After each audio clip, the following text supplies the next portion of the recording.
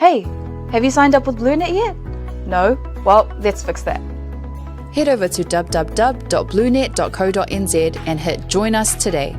All you need to do is fill in your name, date of birth, phone number, and a few other details. This helps us get you set up faster. We'll also need a photo of your ONT serial number and your modem. Not sure what an ONT is? Don't worry, this is what it looks like, and every house with internet has one. And make sure you have a valid ID and a utility bill or government letter to confirm your address. When you join BLUNET, you're not just getting fast, stable internet. You're also supporting shows like Tautai A'e, Breaking Waves, and Sports Salanoa. Your BLUNET subscription helps us bring you more content.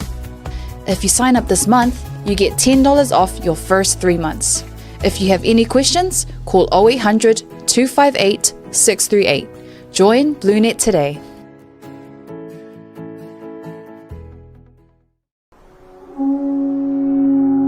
SMI Hardware is proud to be Samoa's leading provider of high-quality steel, metal, and roofing solutions. Colours inspired by the heart of Samoa, from the deep blues of our ocean to the warm natural tones of our fala and tapa.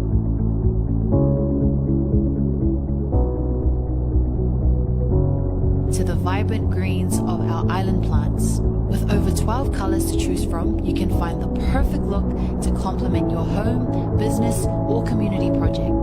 Built to handle the sun, salt, and storms with strength you can rely on for years. For durability and for style, SMI Hardware is your number one choice.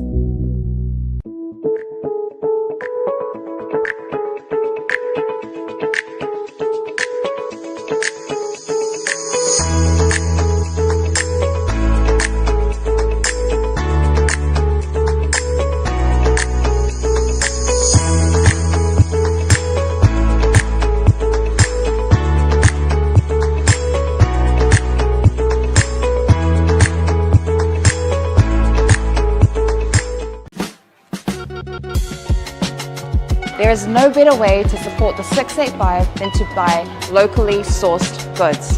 Here at Tasi Market, owned and operated by Samoans for the Pacific.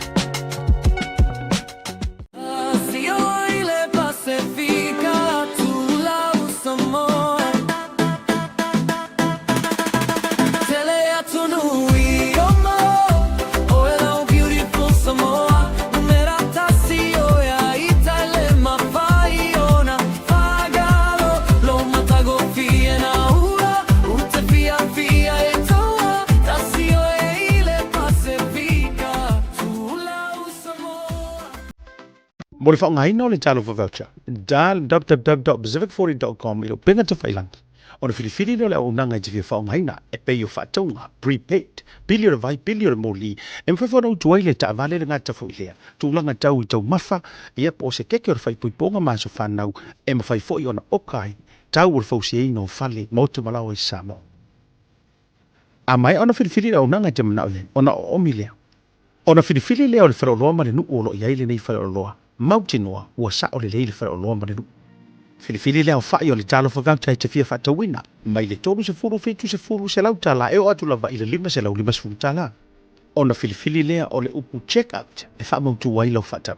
Maritua, whatu mo whamau ngai peo lo swafa antoa I meri po se numero le telefoni e maisi o le tuatusi. O lo ainga I Samoa, manatua, whatu mo le swafa ma le numero le telefoni. E lua awale mawhona e tutongi nai lau whatau. O loo avanoa le online banking mo New Zealand, ma le Visa card, ma le debit card mo so se vainga o le lalangi. A mai aloa, ona submit leo o lau whatau. O le teimi la vai mai ai lau whatau, o le awhiti se wha ai loilo I lo ainga I Samoa, e ala I se whi autustusia I le telefoni po o le emaili. E wha mautu wai le whatau. Manatua, Pacific Food, ma le talo for voucher.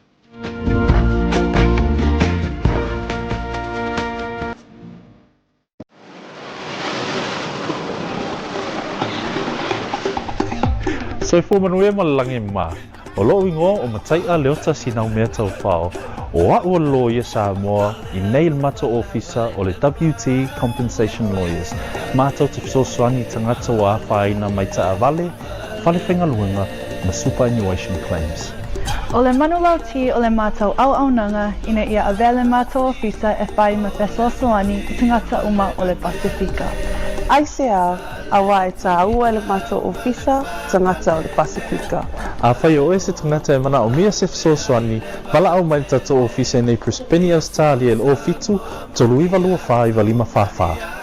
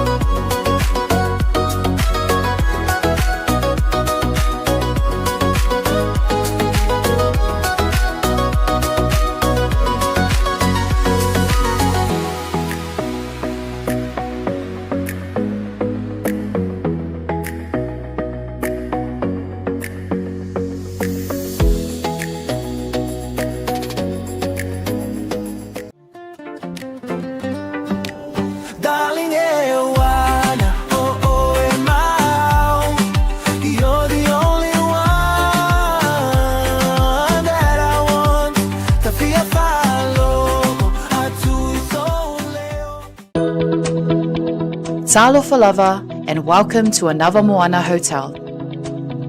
Located in the heart of the Vaitele industrial area in Apia, Anavamoana Hotel is a place where comfort, connection, and genuine Samoan hospitality come together. Whether you are visiting for work, spending time with family, or traveling independently, we are here to make you feel welcome and at home. Our hotel offers a wide selection of spacious and flexible rooms, thoughtfully designed to welcome both family stays and independent travelers. Our single and double rooms feature modern design showers and bathrooms.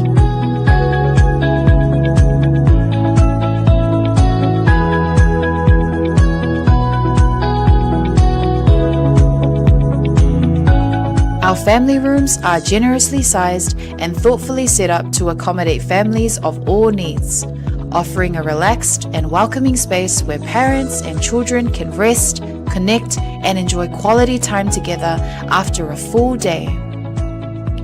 Designed with both comfort and practicality in mind, these rooms are ideal for longer stays and family visits. Anavamoana Hotel also offers well-appointed conference and function rooms that are ideal for meetings, workshops, family gatherings, and special events such as birthdays or weddings. Whatever the occasion, our spaces are prepared with care to support connection, productivity, and celebration. With restaurants and food spots conveniently located nearby, you'll be surrounded by great dining options and warm hospitality throughout your entire stay. Book your stay with us today and receive a special discount when you mention Hana, Asiata, or Martin upon check-in. Visit our website www.anavamoana.com.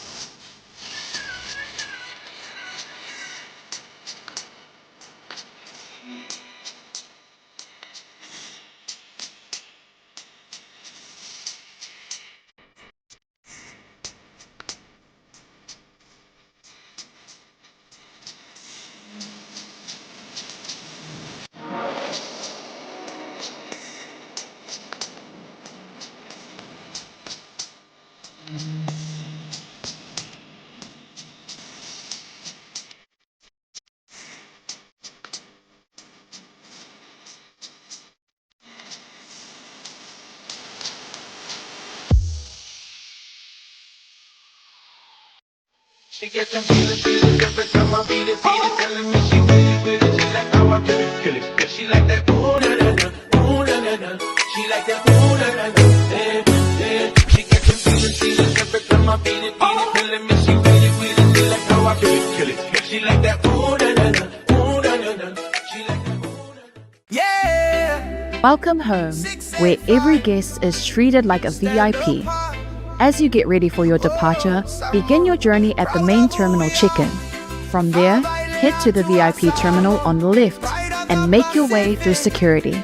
Then, step into a space that feels refreshingly different, modern, newly upgraded and designed with you in mind.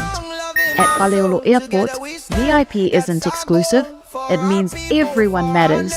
Relax in a calm, air-conditioned lounge, catch up on cable TV, or simply unwind in a quiet, comfortable setting. As you wait for your flight, enjoy your first round of drinks and a selection of delicious Samoan cuisine on us. For just 115 tala for adults and 25 tala for children under 12, you can elevate your entire airport experience. Simply book online and present your receipt upon arrival.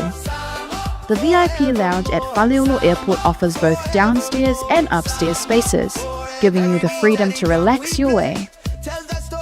Whether you're sending final emails, joining a Zoom call, or just seeking a moment of comfort before takeoff, this is your place. Talo Falava and welcome.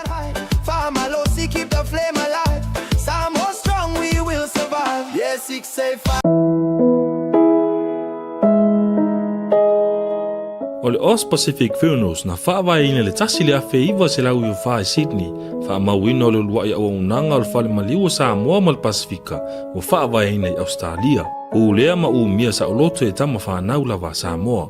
Ua stilia ma le tolu sultausanga o lana tautua whaamama avenga mo tātou tangata, ua tele leanga waa il whaafoina o le au unanga, ma ua matua fo ile iloa le tautua.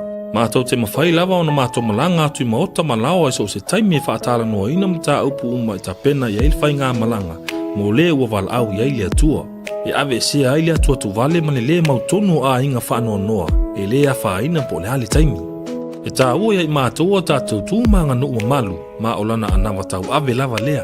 Dignity of traditions is our service. E tautua le lua sulfai tūla le fitu a solva yaso, mātou te ngālu lua tu samfina ngalo mana onga o ainga, ai leo so mātou manao. Mo le fia malama lama atili o na sila mwhaitau malama lama le ili mātou tūlau whamtalanga le website www.auspacificfunerals.com.au po le telefongi le totongia, tasi tolu se lau, valu ono, fitu o, le national, o lua fitu lua, fitu wha walu tolu. O le mātou telefoni fia viai, o whaari mo o, tolu tasi wha, iwa lua. Ma fesili mo rata maitai pule, na omi ma sina mua.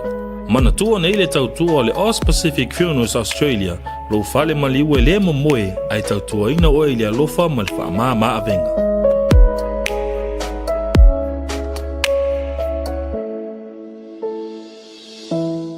What is love, if not a business fuel program that's wonderfully rewarding and ridiculously simple?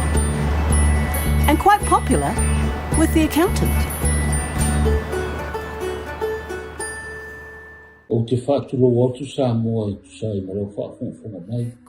Whātulo I o po ia, mō sā ma whainga. O po ia rawa I tu mau e o whaarau. O po ia whaaro maro, po ia whaaro kare sia. Ia meso po ia whaaro. Ai o le a whangatongu le malama whaamoi I le yaso. O au, o a whemata po sa lue whaapo le manu. O venea o konsula o maro sa o nisi nei sa o wa oma I komisio sa mo ma fai mino la fi se lau fa ma ro ma tu ngal nei ma ta tu fa la to ho skopa I o plan e fa ma popo fa mo fa pe nei mo le ati na I no ta tu wa o ma komisio sa o fa mo pe fa ta lo mai le pule a oma ina ia toi whaale leia, ia potu o wale o tau ino o siutatu. Alo ma whanau o siutatu I mata upo le science, technology, ma le engineer, ma le maths. I tā upu i o iei le tātou poloketi o le STEM project o le hua awhi o onu. O iei le whaamoe la whaia le tātou le stara, i e maua e sele, mo le whaamoe whaalei o le potu ao.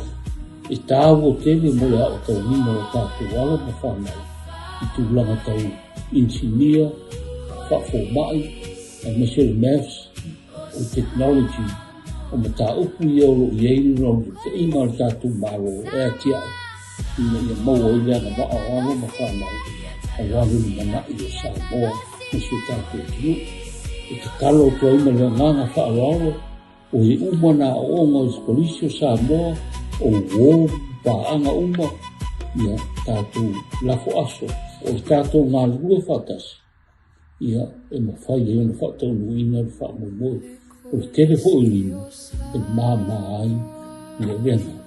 Te talo atua i mele nganga whaalala, i a tātou. Le alawa se lengi te maua, i a o le a ngālea, o le whaatau ina, o le leipo o keti tā ua, o le upu māsani, a o lava ni i ngalo a fia si o na rau. Ai maisi le a onga sa tātou a ongai, i a o le mei o tātou sa ai lunga o maamani, ona o le taimi, o le poto valeta mai i na o tau ni ai tātou komisio Samoa. I whaasisi na ngalea ma le awa ma le whaalai i a mani e te ruri hei fōwhanga uma.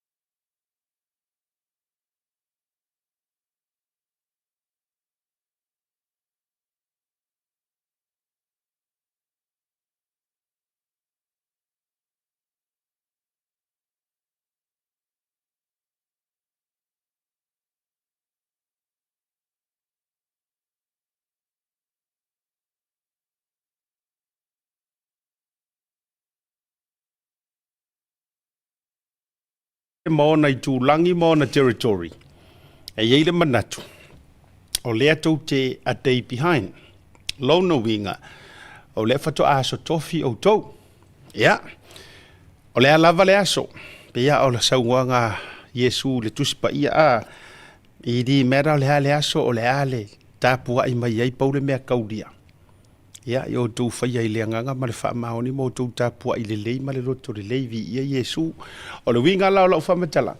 Ia, pe o te tala noa wha aso wharai le atu. Pe o te tala noa wha aso tofi. E lau a o le fiso e lau o le tolo ai ala i tasi le maunga yolo. A o le alofa o le tua. Ua mawhai ai o na fusi le whau o malo. Ua mawhai o na e sila mai. E ui o te le o ilo atu ni tangata. A ua lava whainu mera o lo o mai moa mai.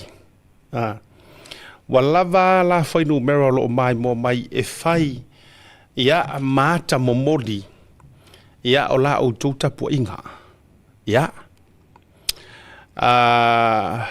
te loa le ua o keile leo a e sao me li mai nisi whape mai no sound pa leo o kei kiro leo a seki ka kore kai mi pe ia sao leo o kei e tiro nei whao so hui lele e lo whi mo mori ngā fu ai ia kai mira ua pare fanga ai kuainga ia ai ua tau te popole ele ia ne mea tele ua misi ia le faʻasoa o le faʻatalofa ia sulala le alofa ma le faʻamaoni o le atua o sapaota ua malie malo o laupule ua tōtō te tele ua o mātou sapaia faʻatua ele o lou alofa ua malie ai le papa ua malie le vaa ua malie fo i le fatu male ele e o upo le atunu o le au malie a Samoa fa mai o le papa e wha malie ngata a ua malie mainu malie i le alofa o le atu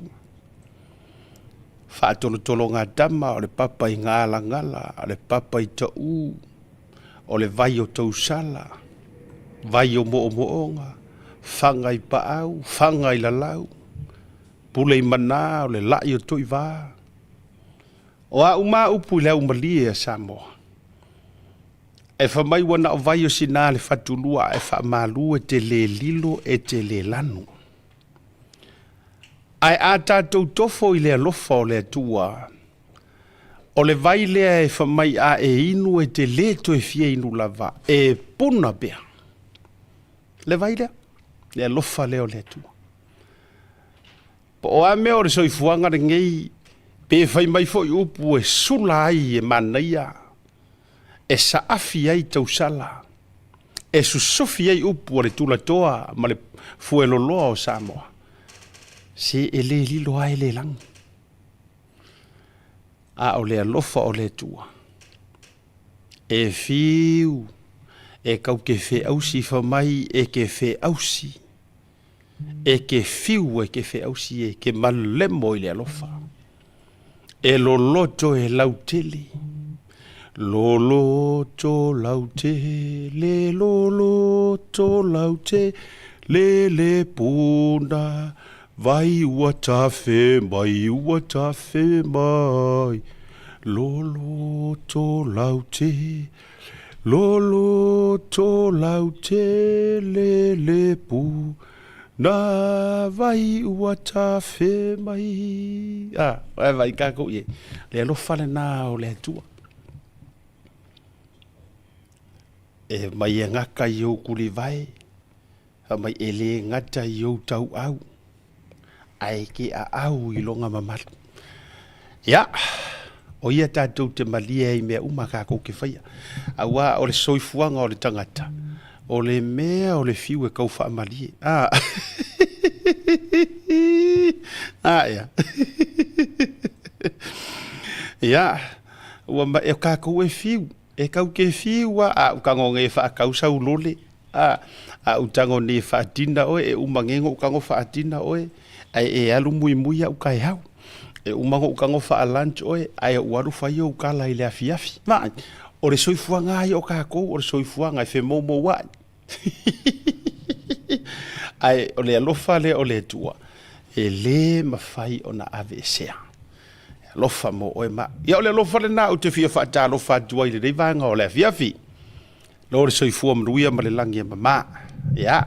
lo le soifua matafi wa Samoa ma tapu inga o mai auto o mai o Samoa le tunu pele ia malo atu asiata feo yo le tala le lei ia tatou amata mai le ekalesia amaka mai simako ekalesia ia se fai au le Samoa mo le tolo faanga le fainga malanga sunga le faafengainga pasta waiter ia ni so fufuanga fale ainga toi foi mai ai foi fai ngor vayaso ia fatalo fatu ne vanga fiafi fatalo fatu foi ia se uso a fai au sunga ia pasta jang junior jang mai San Bernardino au le nai tua ile fanga nga ifo le fanga ia ta pena foi fa mo le uso ile aso ata hau molia tulolo sunga le faafengainga ia ona la fele o la fatalo fai ekalesia se wai pia manga ia le vaku ekalesia ine meane wa misia se fai au ia ona tau pe mai lea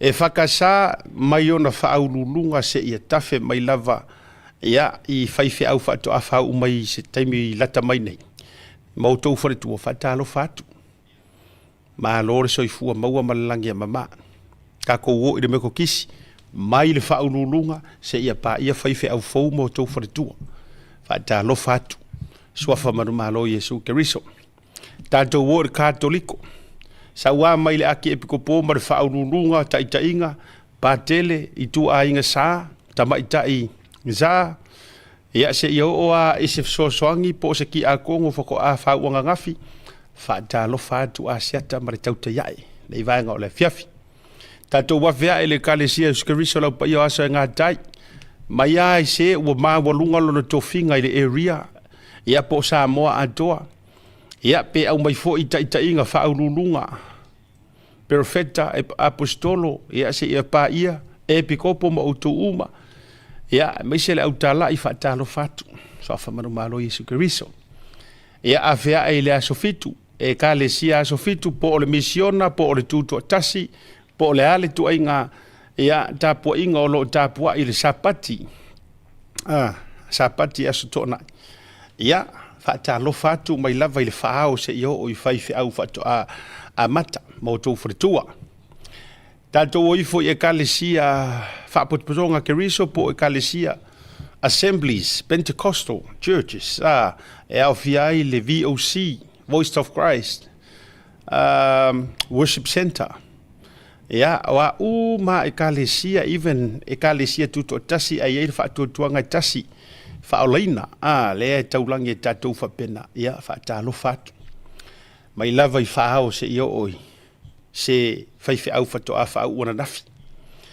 ia veane le mo mau Yehova io tasi le fa tuanga tele fo ia Samoa ia fa talo fatu fa ululunga mo mau Yehova o tele lopo le ali ta ungole o le faaululunga mo le mau Yehova pe ka o le peleskenge pe ta o le elder elder ia le nala ia ta highest elder ia se ia o mai fai au ia maulato fritua atalo fatu kalesia o ai so isi kalesia so sogi mai ka ko ia mare kalesia tele ole ai kalesia ia te lona wa kava uma ka ko kalesia pahai fo Samoa yes e kalesia pahai yes Seventh Day Adventist I've covered that what's that yes I've covered Catholic no ina tasi le producer le fa longo le mai fo yona talinga o le fa manatu mai pernisi ale uma no e kalesia katoliko ia malitele o mau kalesia ia po afoi wa misi yaku yakia fatalo fatu so fa man malo Yesu Keriso nevanga ole fiafi ole fa malo e fa nei tamama tina matutua malo lava le sai tamama tina matutua lo fa longo fa fonga mai savai o ke fa ka lo fa o te fata lo fatu ta mama tina matutua o malavo sio mato motu sala fai kalo fai a fai o e mai mo mai le kembire ngei malor se fo malor ka puai o tau tama fa na ul nei fai a tor por kalame a matatu si o mātou tu māloi whaasale leanga, a ruatu I ngā e maunga, a ruatu I ngā I fo maunga, ia a ruatu I nā e whaasorosolo atu ai o I a sau ka a miloa e ai ngā I lea la taua, sau wanga I sa lenga, sau I sa taua, sau I sa tupa I tea ma sau palauli. Whatalo whatu asiata ne vanga o la fiafi. Ia o mai le moku o polu ka lo whai whatalo whatu nei o tamama tina mātutua le moto o polu. Tātou atu I tua māsanga, tātou atu le ano a maa, ia wa orkua māsanga e rua kua e kau o I lauri I marusori. A rua tu le ano a maa tami a kua ia kua a koa e o ia kua rwhauongo whangaloa whaka a milo aku ao I uuso a kua whainga ku langiwa a kua ma kua le kongu. Ia whaata lo whatu sau le atua ana.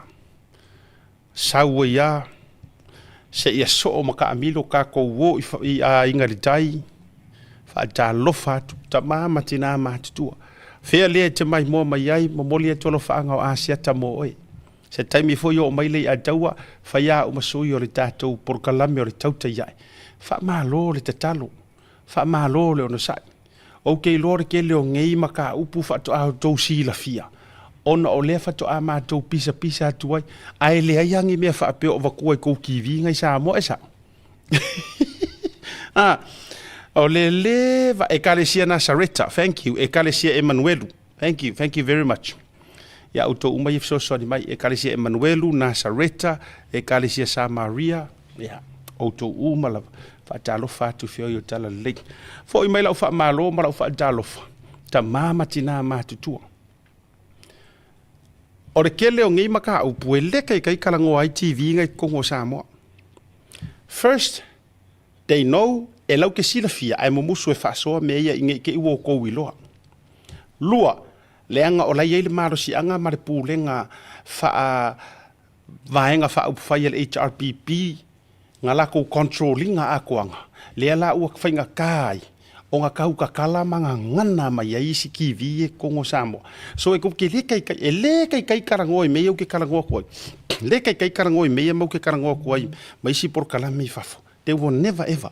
Aisea, lengai mo musu kou ke mahala malama e manga ngao. Kou ke whaataua soina I lava. Ma whaapongi sa inga I lava. Ia o tau whina ngalo. Ai ua kakaunga whaamangingo ma whaamala malama kero mga upu. So na mafuanga nga. Whaawau I pea o no tau whaafonga mai ma mai mo mai. I lunga o le tātou porkalame. O le Tautai A'e. Ia me se fo niso tātou proklame pe o le tano ava, se o fonga o le tau fou, whaafitai tu le epa, te lepa whaafitai sua. Ia, ai me se fo o le ano anoa I pe o ruso ia fonti tu risima, to telo le tātou ofai proklame. Mafuangala nga, e mumusu e kaukakala, e o fo I nisi o fai proklame I Samoa, se a kaukakala ke le isu roloko ngei.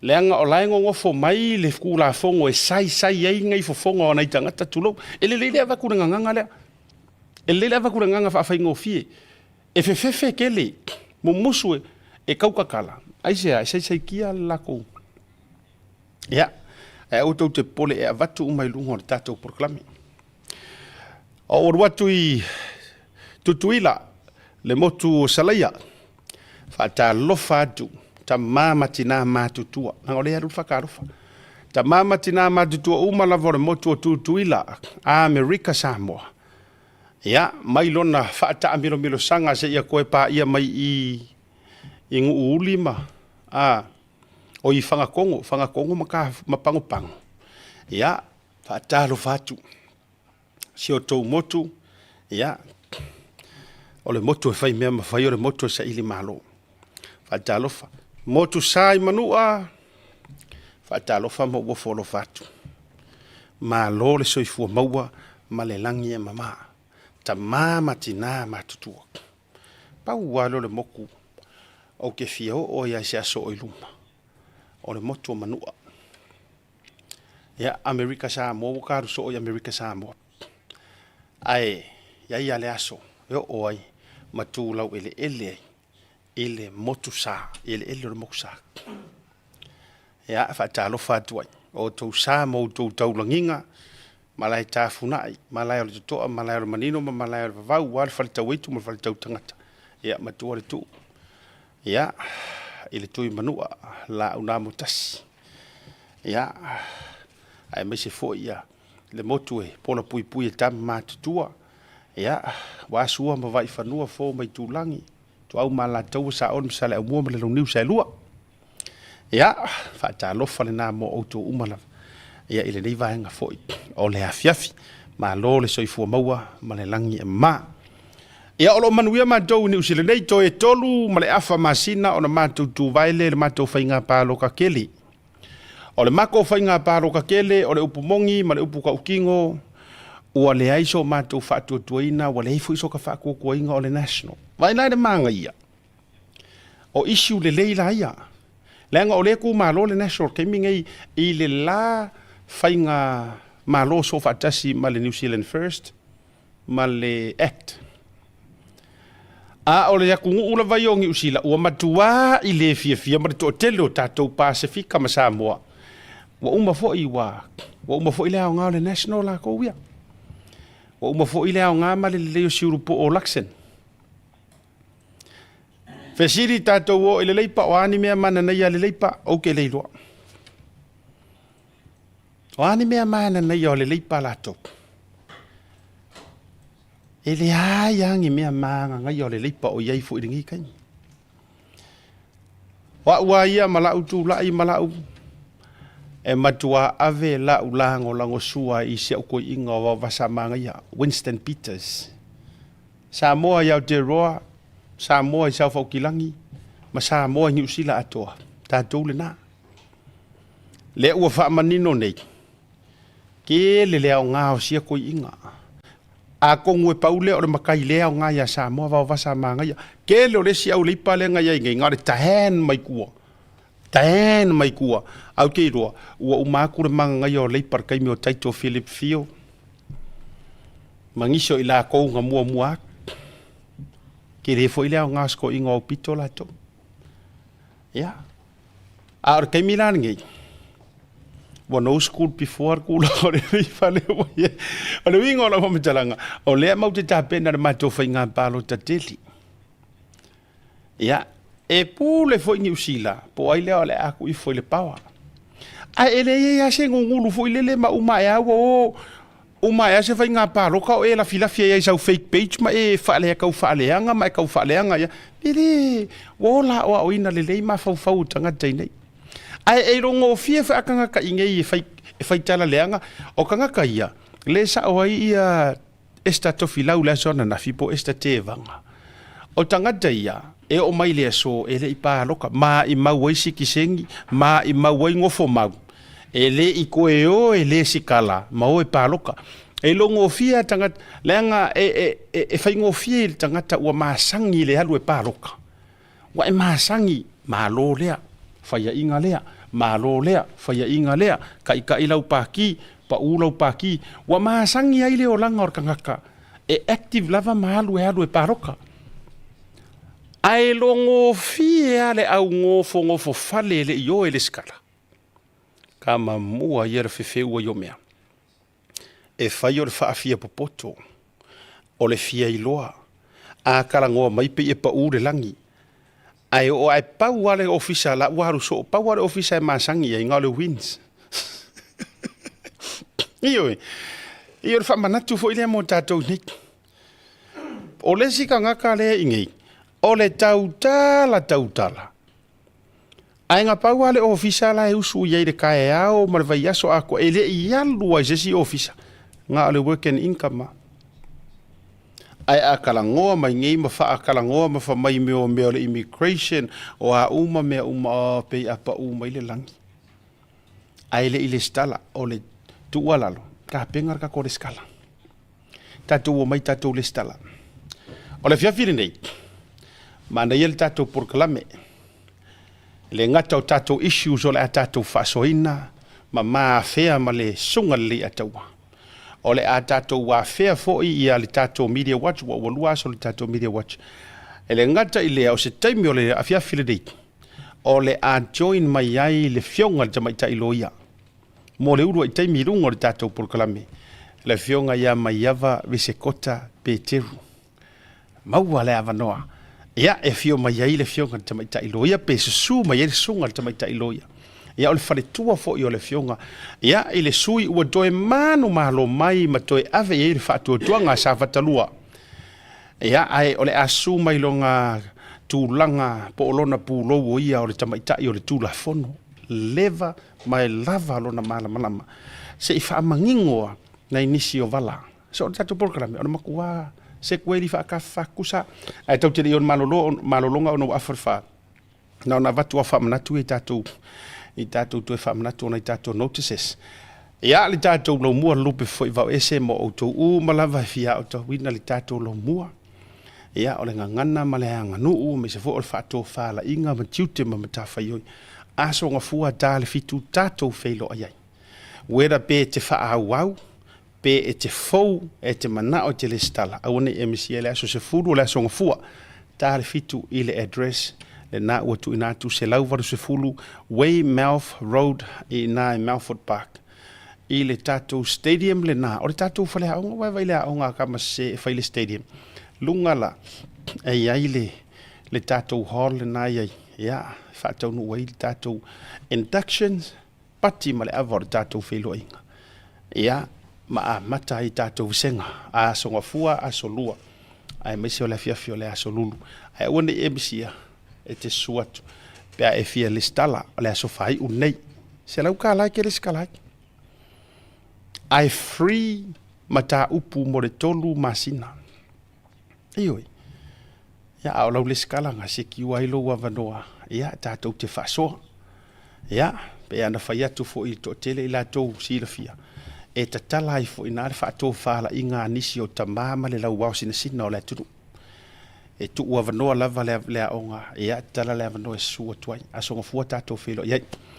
o lea e fai le faʻapitoa mo le sao tama o Samoa o le koua sao kamaka e au ia ai o le masina fou o le matou o sao tama i New Zealand ai o loo whaangasolo ai la between now ma le masina o setema o le sao tama matou New Zealand le walu le tātou wa whaapitoa ma le whaalau iloa ia ai so wata cultural foi le photoshoot ia wa le tātou whaalau iloa whai eilau me alofa mo si au tama a whai wa uma furi kausanga o e fola skoi inga se me fai se ka avale o la se me uma kwai se me o fai ya wala vai ro nga kai fa pi i longa poku o me si nga maka ya se i mai ata to wa fele ni so fa manuyanga o lo au mai o tato tai mai Samoa ya o ni sini o tato fa asida silanga ya o le fonotanga fo el tato ai nga fast mai Christchurch ya na ua tu ina tu lunga hilona au te lenga aso sa nei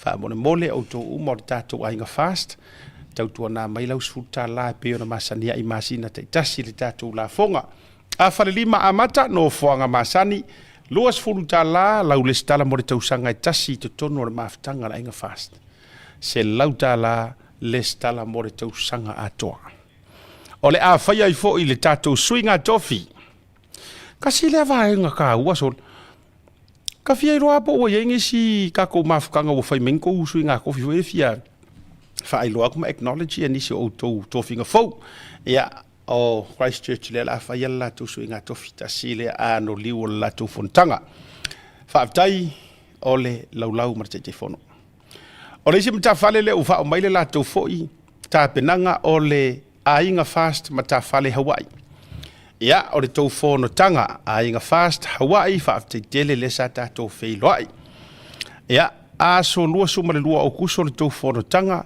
lima i le afiafi o le no foanga masani le fo isa fa yeli tatou feilo inga to e fa mana tuatu a so lua suma le lua o kuso ia le tūlanga le na o le tatou fa moe ia saidia sunga ile tai fono fata lauli ia male ainga fast o Wellington to e fa mana tuatu ia le tau sala i le aso to ana nei aso valu lono wingo ngangi tole ai wa haluori ia le na sina o tatou fa silanga ai a vai te tu fasili po fea o Hawaii te tauna e alu e te holiday ai ma e alu e te fia Ia wala ne ngalo ia te oe the most popular luaus in Hawaii. Most popular luau. Ka ilo ai ngisi luau ia o kele ia o iai a o luau a ia o le best lea. Mo o tau Hawaii. Ia Samoa i so se tafor ke lope ave lo ainga o e faile lua anniversary o e faile lua honeymoon o e faile lua funeral o i was je zeer gewoon iemand een funeral. Ja, uma so celebration fia. Ja, even just a holiday, take a break, have a Kit Kat. Ina uma lava. Ja, o le tatou PCC luau o lo o masta mai ai le tofa na mulo ulu, por talinga na mulo ulu carpet neta tafiti, aka Cat. Ole Chiefs luau, you know, oi se si to ina the godfather of the luaus. Tau asa le mali toa, fa mo tau loa sielu avea.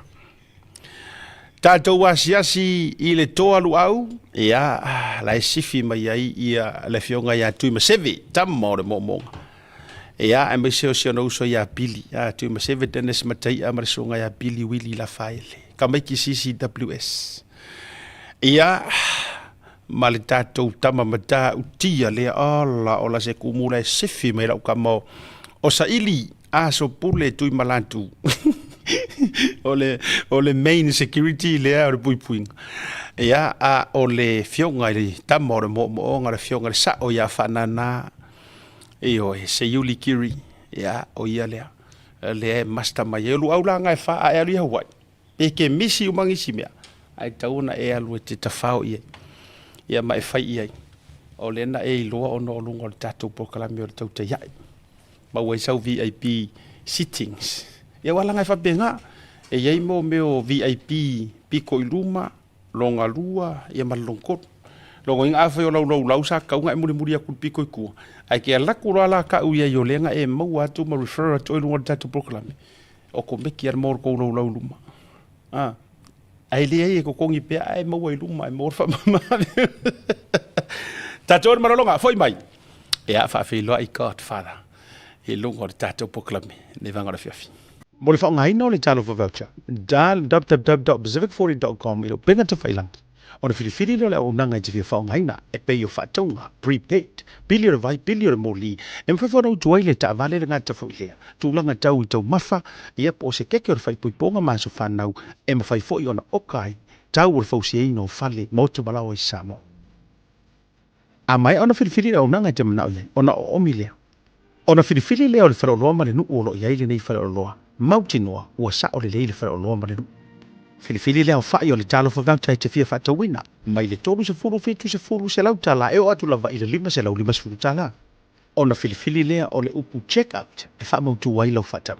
Mara tua, whatu mo whamau ngai peo lo sua whaantoa i meli po se numero le telefoni e maisio le tuatusi. O lo ainga i Samoa, mana tua, whatu mo le swafa ma le numero le telefoni. E lua awale mfona e tutongi nai lau whatau. O lo avanoa le online banking mo New Zealand, ma le Visa card, ma le debit card mo so se vaenga o le lalangi. A mai aloa, o na submit leo o lau whatau. O le temi la vai mai ai lau whatau, o le awhiti se wha ai lo ainga i Samoa, e alai se te autostusia i le telefoni po le emaili. E wha mautu wai le whatau. Mana tua, Pacific Food, ma le talo for voucher.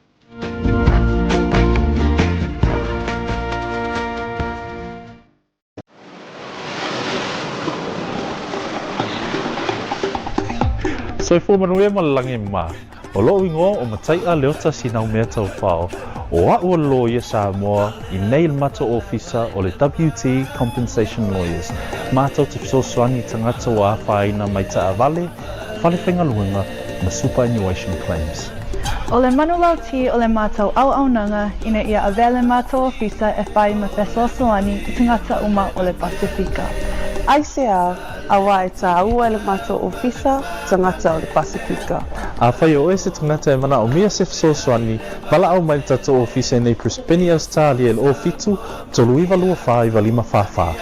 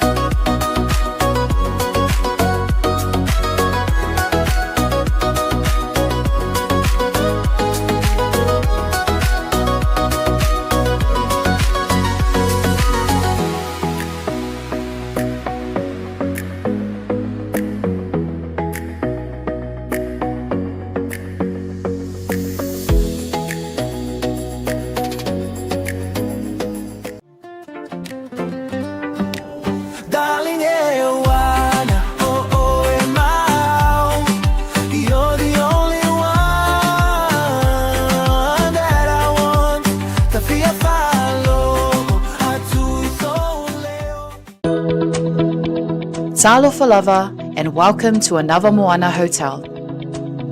Located in the heart of the Vaitele industrial area in Apia, Anavamoana Hotel is a place where comfort, connection, and genuine Samoan hospitality come together. Whether you are visiting for work, spending time with family, or traveling independently, we are here to make you feel welcome and at home.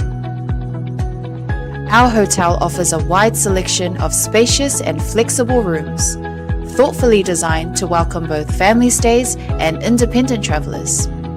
Our single and double rooms feature modern design showers and bathrooms.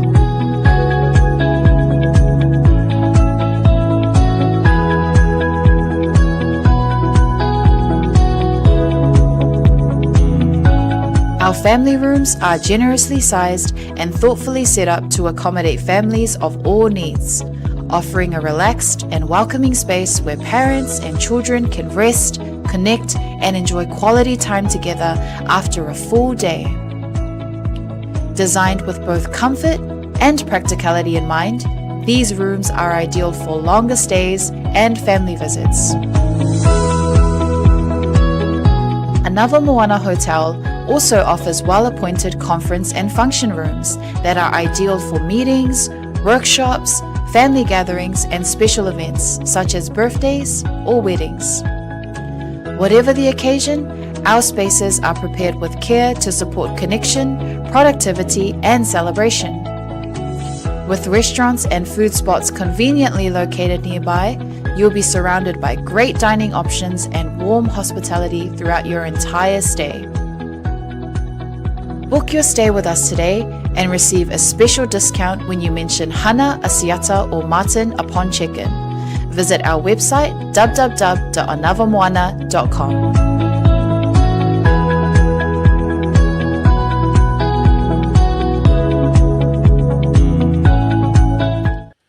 Taimi o le watile ua toe lua se fulu ma le fitu minuto le jale o le itulau 5 e le tautua whaauau a le Blue TV ma le tatou proklame o le Tautai A'e nevaga le fiafi.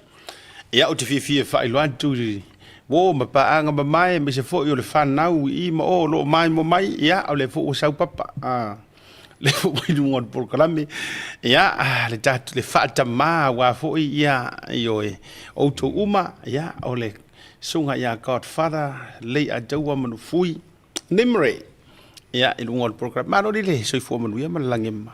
Se fo mo ia lo sunga ka programa ia ma se foi le sina mai mo sa mo sa lo mo nga e fa pai foi ko po mai o ka ia ka ko ave ia lo funga pa fe lo ingol ka ko ma lo sa mo se fo mo ma la ngema ia o roa e kasi a foi le fa ilo ilo mai meu tutupu o iloa e ia se mea nga kau fesasi ia yo ao i ngai aso se fai se kala ole e ise meu okay pe kau keke pe e ia ise me se sa e ia e ise me se pe keke ro fia keke ro fia ia ole ala wo va ia wa e ofu mai la e pe ni la e fa fai unga fa masingo fa ungo ku so fai le o lo sa o le ka sa o ska di nga fa nga po fa ke si nga fa nga so la so nge le mo weli ungo o se fa masingonga e le weli ungo ga le o sa nge fa li ungo fa masingonga yo ai o vai tu foi le tu langa fa pia wele i ka kale o le tata no fo le sa ave ma komesina fa pia wele ska ka fai o i fai tusi e ara mo fai ko fa pa poco fai kusi ia o quale le io kusi fa pa lang ka malo quale le ia wa ka fa molia el mena el pepelo le longang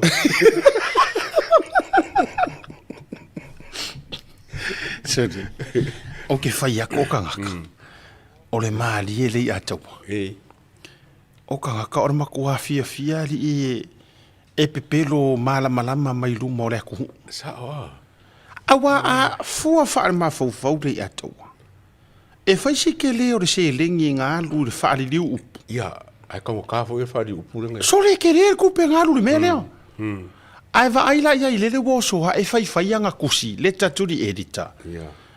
Ara manga yor fa parangi fa perkangi ar kamaro. Ale anga ku is me is no is speaking is English. O foi fero no se o fa pala. E que no. O no kusi ave fa masingo, ele skanga ke liua, fa liua mai ke.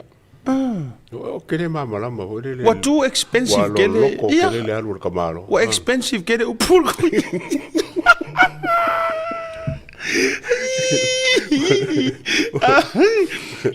Kusa vole le bo cap por kamaro.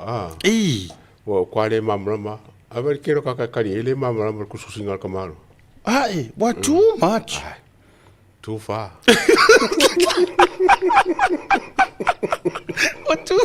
What too far behind.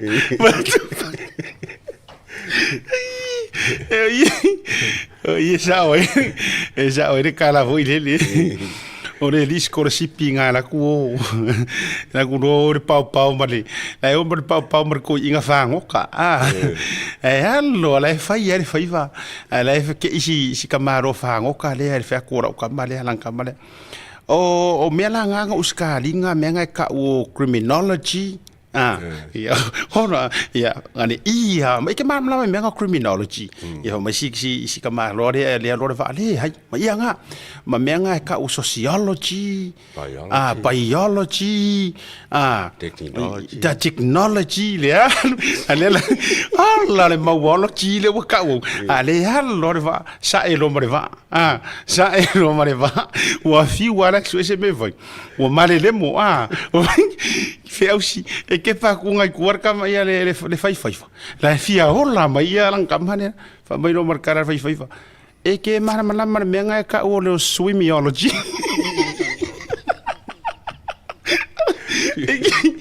ya o me ngai ke fa ke olai o lo swimiology o ai ku e kusir kambaro soli fai si mamao upora ka. Kokia. Mamao ia koe mamafa upore ri. Rabai, sem kwa por kiki ar kusi a. Mai o ngofa ku pakikiro fo isi kuskusinga le ku aku. Before linga ma vele o le ko inga tong le ar ko inga. Before linga ma se kusir ko inga. E le ka umake ar mele. O mo le tong fo le ka maka mai o ka kai mo ka loya sili. A le o ku ar kusi. Lang fa sa ele, fongangele, ia tene cheno ma. Mare iunga le busa. Ia, a se fo ele mga ho ele ku le review, mga ku le review. Mga o ye sao. Ia sao le review. Ka lo longa o le me ai le fa nga le dia. Le kusi. O le chat GPT le por como. Le wala ngore kello le au foi la unga le o ia ma le au foi kusi. Pe ia le chat GPT le fa nga po le AI. Ia, e kulanga nga la kau vai ku nga fai asi maurulunga o ngangu ka ka. Ai le ku saila. Ma le fali liu le nga fali liu we langa moli mau. Ia. Ia, wa ka ko anga va venga mama mo fa ko le porque si corrupt. Ar va ver nga mala mala. Ale nga kangi.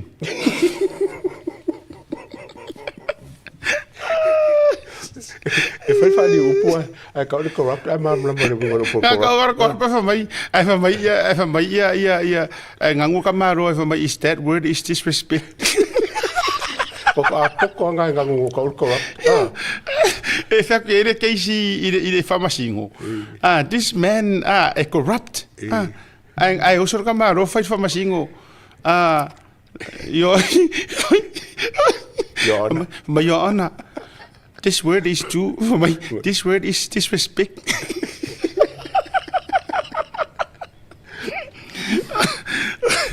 O loanga la e ser kanga kusia me ia. Ya ai nga foi. Le wingo la tala. Le wingo la tala. Ya fa nga le o le lave a foi le ai me ro ia ke mingai. O le lave le ai ele nga ka e fa manga nga ia ngangu ia ai o le lave foi o le mai foi me musika ia o makua suia ia le fa le ka ungo upu pese me ke le vale ko le ai ni kai ia ai nga foi to nga me fa be u yo le ia ona indisina motunga a faila tava vai le mo ko vai ko pe ko ka fo i lo skaili le skaili le se ko fonga lunga le akalea E o ko vai ku nga le. I le ka mina ngo le. Fele ki Amerika ro ko vai ko. Fele ske ke o Amerika ngo mai Trump. Le winga kala. Mai Trump.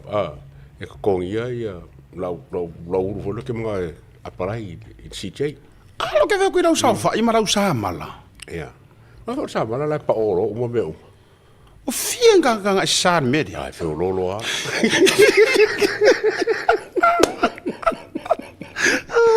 Kelo. Ai lau sa fa. Kelo o kamala la o ele. Porque le ka mi ka fa ngalo ni wa le fa. Ke mo se fa nga sa mala wa fa ngalo sa mala. Ya, e fe lolo iska ka fa mai wo mo e mo ko fa ko se pa oro sa mala. E fiu ka kangire ko su yo mo. So ke ra ka mi ka fa ngalo ni mo le a. Ia. Au ka sanga mai a le lima. Fa matala lau sa fa ile a. Ai mai ko ngalo ia le ku ku rumo ko ngari fon ko e. Tama fo i pi pi fa tanga fa vale ai we o me ku la fon o le misiu. O le har ko inga karango mai pe awa ko le ka penga ngo cases. Ulo inga lai mai e mo mai ya ba foi security fo ai marwanga ila ko mai ai sa. Kamera nga ke mai ke me ba ko le uri. Wa ko kamera mai roka. E mai ya fa singo mo. Ele ya ga le mai ya loka si lunga mo o kamera ke mai ho le ke fa nga ho la kamera. E mai fa singo di mai la uri. Fa singo ma ave ko. Ya, se taimi. Ona fio mai leo le fio ngata mai tai lo ia. Sei tatou wa fea le tulanga. Ke mga ko ikako au i linga lava. Ia tulanga i mea nei ia makusi ngai. Ai o le aso fina ngalo le atawa. Wa le fanka ko ngofo makako fa karikali po o le ase kai mi e kai sa wailongo e faisanga kala. Nganga loma kua mamolo au kua mangingimo kua inga o saule unga. Ele fa manguia inga ala to so enga sa fai mana tua mai. O ia lea nga leadinga mai ngale makanga ruenga o leo i le case lea. Yeah. So surely he was not happy le unga fa msingonga. Surely ele o fia. O lea langa koe o akur vaenga le koe apili. Ai fa mai ka la fa masingo palangi. Ai se au le sa wo au mai ai le mai en kanga ngolo lo. Ai mana tu mai wo ko ye foi la longo wa o longo le nga ve mo. O le la fo ringa mai isi ka ko wa mi o le atawa. O le e pe ila ko e feke e nga i le makanga ru ngolo lo. Le wingo lo tala le sa ave tu lo matanga ru. Le sa ave ma pule o le makanga ru ngolo lo. Male makanga ru nga sa o le bo ye. Ole fresh ar maka upu. In other words, wa sambo fa fonga mai. Who knows?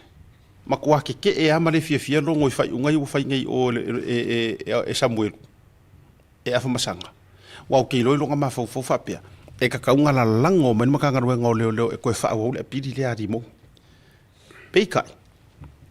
Se ronga ave fa le vale ia maka ngaro ngao longo mai le ko lango ko ngame fa pengili eto. Isa le lava. Ma ko le fo yo le la ko o longo le la ko ngi ele yo se leo is nothing ole power lava lai o mkanga ngo leo ele ko ya ise power so e ke aula le mele lo ko ngi ya longo ya ole mai mongo le kaimi o ko mai mongo le kaimi ele o ye se fa kanga fo i ale mkanga lo ya longo le fai ngonga representing al makanga do ngalo wo ki along kai maka do menga lenga kongi mai ke si fo le mo wat fe si wo ye se fa kanga ngal makanga do ngolo lon ka pu kari ge ai lenga o ke ngia ye e ke si ya lo ye fo e ko lo le msiomba a fo si lenga ko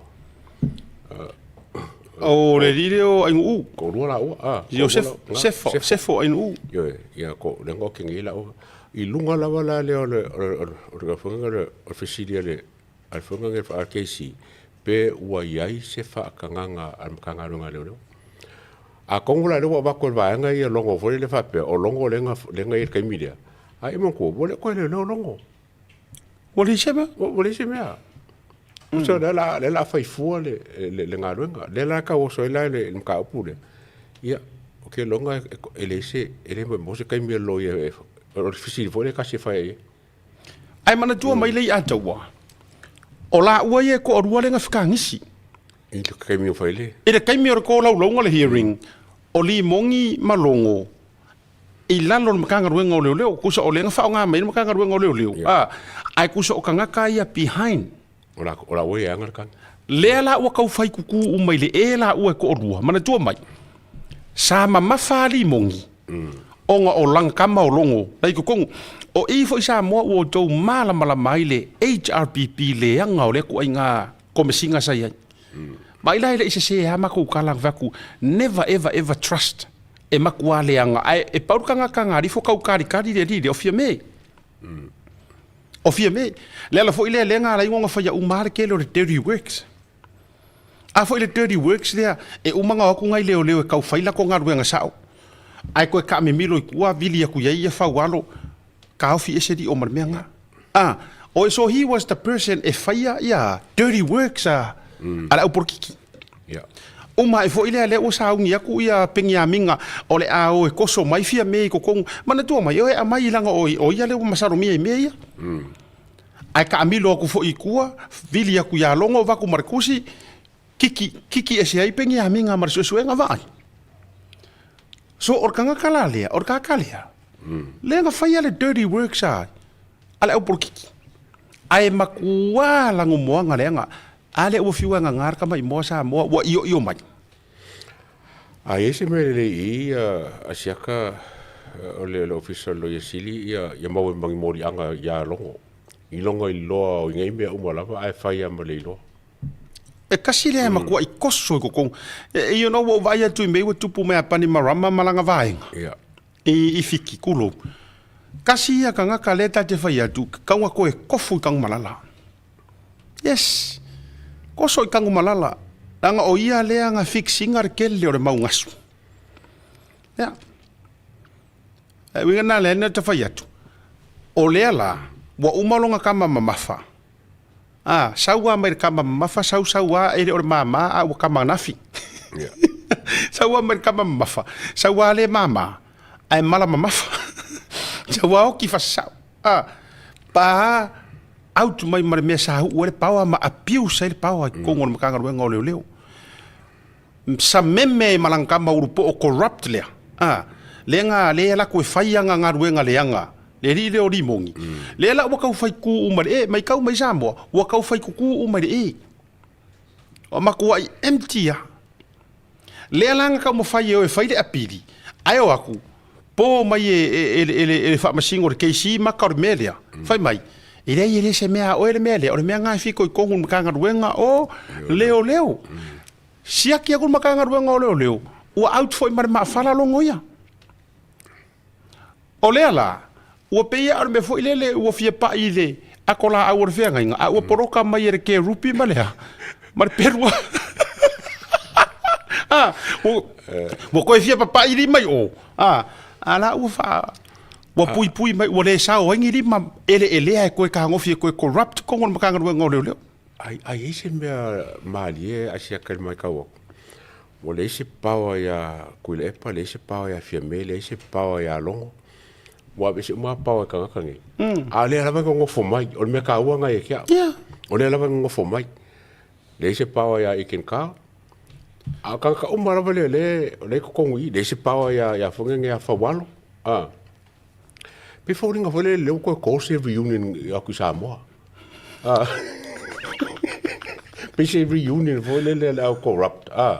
Le o kole ko fesela ko fala pokonga ya fala pokonga ya o la ko va ko la ko le o la ka kamer ka mi le mele e te silafia wala to silafia le le ataua and I say this ile ke le respect mole mo Samoa ma langa fainga malo o silafia tangata nei ko e kasia la ko apaka le ai ko e pau alea. Ko e pau alea o sila ko apaka. E kau apaka aku mangua lai ai sila ko vaenga lai o mia le si fasi paua. O le ar vaenga lea. Whaamsi. Lei ataua. honestly kara le fa ku le fa fonga mai Samoa sa o le leila usaunga ua uma le mahalosi o kuila epa fa opposition ua makuai uma aiaia se ngā ruenga kele ngā vai mai ei kuila epa o lenga pā mai ai li o vo ilea ta e uma se pa ku sai malolo ku fasko ingori ai makua kifa kuai sauro o ngai o ngaka mai malosi ai ngai lenga makua isa mala fa le leia e ua pa au matuai peor kuku ingor pusa maliu fo ilele fa mo pili makua kuso ngai nga koe apaka fo ngai peor dragon o ngai nga kama isi usi ua nga makua isa mala le leia e ua pa au la ua kapungi le pusoki nga o le parmenge ai o TKO wale ai so nga maro si anga o whatsoever kongor parmenge uma kaput oso mai ko kongor makanga rueo makanga rueo leo ua uma pau ale au corrupt la yai o le si au vaenga le au le makai ku war kai miringe le kaskasi ai ko kongor makanga ruenga o kama fo ie le ngonga ora inga langa kama o longo wa no school before wa out mafawalo le la sa o le leila o analysis kuno wika ua mafaufaunga wa le ai o le au filier ko inga wa drop uma ai ko e pau asi la ko kama ia vangoa le ko koi sina ta ma ia vanoa o ko kongole judiciary kongulu fa msingonga o la fo ia kuno wa la fo e makua le ia maka ikuinga fo ie wa kau fo i maskamo John Pali ai se kaimi piko sili o nga fa mawinga kara fa sor piko o papali I John tai malelangi le fainga ka o I vinga I fai ko kongu kaimi ngai o longa kaimi le akau ai ia ko a pero loko e le uso esa ala ukal le anga ke roe o kanga ka I lunga Supreme Court ma fa masingo sub HRPP sub I don't know I se fa masingo e lango fast I don't know Lenga o kanga ka umayang ka ko fa pea ngalango fast o friends afia me mata tua tangaloa si makiva ile pole ha ka ko suafa ko ke fika anga ko ke tina ko ke ai ko ke eva o kanga ka ya le uar kula fongo ka ya le uar pau ko ngo Samoa ile tulafono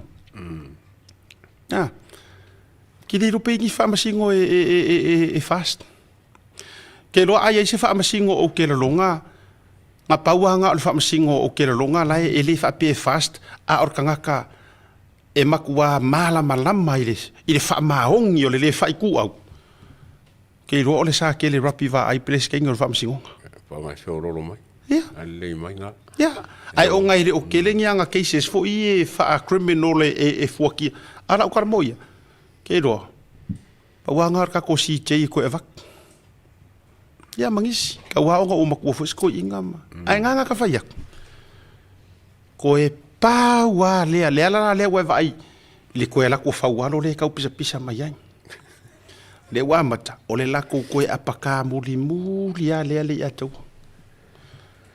asos fulwalu le fongo palmenge o se fongo fo I kau nga mangai fa longo ka ko vai ni mea fo yo fo la kula I mainga ya ma sa nga fo le la fa ka ko fo tu ya as suval a ke longa ke li ni mea ka o la le le fongo le ma li e wo to e mana tu nei e yele kala li mongi nga fai I le fia le fai unga kala sale sa fai e li sianga por kala me nga fa mai lang kala fai mai ya wala ku fegi fa masingo ela ku ka mo fai ku sa e ko kiki fa pe mai wala ku fa masingo fa yang fa masingo nga fa le nga ai le sticky le ko kiki sounded like that fa mai ya fegi be e fa mai ka kalo ku moia le ngai na sai fa mai Bayar me are me fainga fa unga according I lo ko mai me umarei arwese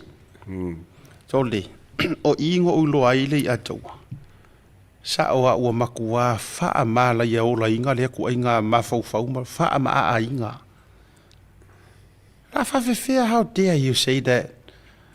E ke le whawhekai, alala me le wo, whawhokar kakai koe fo'i koe I tu lousa moa marangangana, e koe fo'i anga pua I ngar kamarea. Ai sea, nga uma nga alu criticize ia kalasa whamai, ia whamai o whengi whamasingo, la aku la lauri unga whamai, koe whamai oe kakaro mai, ngi mea whale roku me ngi mea whale anganga, ore mea a ele whaia akori ngi rau ko mai whamasingo markula whongo. Arwese, here's the thing. Ele I levanga umanga whaiang kalai. Ai koe sau, koe au ngangi mai ia la aule mali etoa, e koe whesera kau konga whakuspa ia. Wa sisila o iei. O ile o ke whako or kamalea, ulo wai lewa peo ke whako. Wa makuale aise, wale o koe aise musunga le lei, ile mafau u whapi u wha sewa loa inga reko inga mafau u whapea. Ia la aula o whawhe mako. O whengi mea criticize le whamasingo ile apalai o longa ko whawha le anganga. Male puru ngau o longa loko e kakalo. Yes, of course, e need e iar kakalo. Leanga o kalasa ke siangu. E kau ke le ako o koa. Ai paua le o loka ko whamasingo sidi. Oi, o le akua. Ia wai oso ngeila wha le anga kalasa I le ngā whamai. E reo ngi mea whaale anganga ia whai whamasingonga ngi. Ai e sau e koe kangi ia la auri ma e koe au ngangi ia I ke mga au. E whesirua kau konga rungar kuspa ia. Ale meringa o ngangi ngai le au ngangi kongol palimengi. Ke mire koe lunga. Paisanga lafo.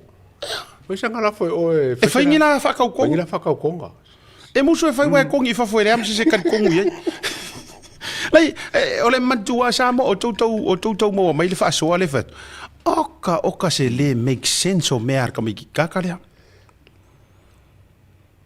Ai se whaafekai ke le e ui le minga kako whaakarikari le whai unga kalasa. Pulo. Alenga ama iar whai unga. E oi. Ai le fia iai. Mokua le fia ka marua. Ale la ua musu e whaare angangar whai unga kalasa. Ai osor ka marua mga o. E whaile la whakau. Whakau kongor kuspa ia aisa. Ia ame foi lenga koru lenga whaasa o whangange o le parimia ma li o mafpule ai. Ape o le kurikuri anga le parimia. Pe al parimia le kurikuri le review le mga mia kemi. Ia wa kako whaahila iai. Matua matautia. Matautia le tu ai ngā tangata whabene. Ia. Ai, e koe fo I meane ma whaasoa I le amatanga o le tātou purkalami. Onga o le uwa vai atu. O le ua manua ka mālo I Samoa, onga o le lakunga e kauanga e kaumawhai roka o Samoa. Ale ua oso e iri foro, whai mawhai ngā kusi ka mālo, makaukia kere whai ngā kusi. E makaukia whai ngā kusi ka mālo. Tātou atu maro logo pupu. A foi mai. Ia lang e le media release le mai le Ministry of Commerce and Industry and Labour. O suafa foi o company o le wa avese ina mai lalo le stala company le malo. E o remove. E a ka kor marolonga a foi mai. Fa o tatu proclame ne fiafi.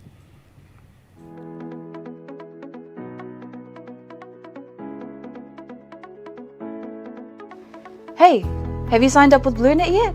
No? Well, let's fix that. Head over to www.bluenet.co.nz and hit Join Us today. All you need to do is fill in your name, date of birth, phone number, and a few other details. This helps us get you set up faster. We'll also need a photo of your ONT serial number and your modem. Not sure what an ONT is? Don't worry, this is what it looks like, and every house with internet has one. And make sure you have a valid ID and a utility bill or government letter to confirm your address. When you join BLUNET, you're not just getting fast, stable internet. You're also supporting shows like Tautai A'e, Breaking Waves, and Sports Salanoa. Your BLUNET subscription helps us bring you more content. If you sign up this month, you get $10 off your first 3 months. If you have any questions, call 0800 258 638. Join BLUNET today.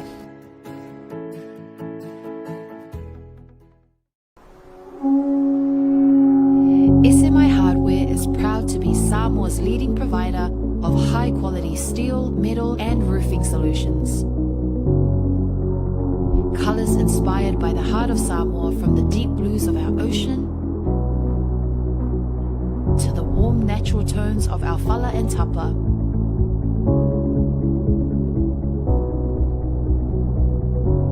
To the vibrant greens of our island plants. With over 12 colours to choose from, you can find the perfect look to complement your home, business, or community project.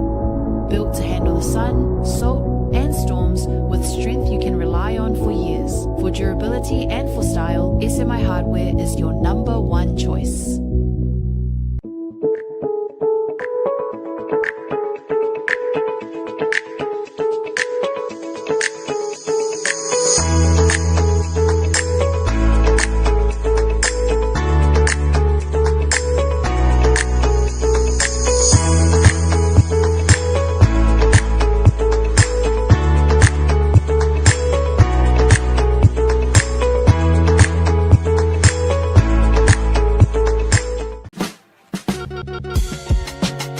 There is no better way to support the 685 than to buy locally sourced goods.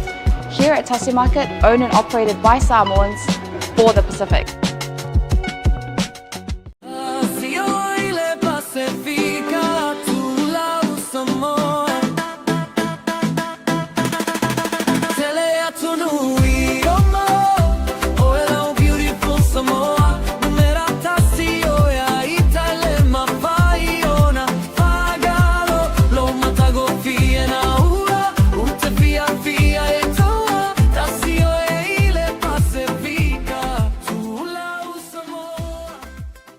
Mo le whaongai no le talo for voucher. Dal www.pacific40.com ilo penga te whailangi.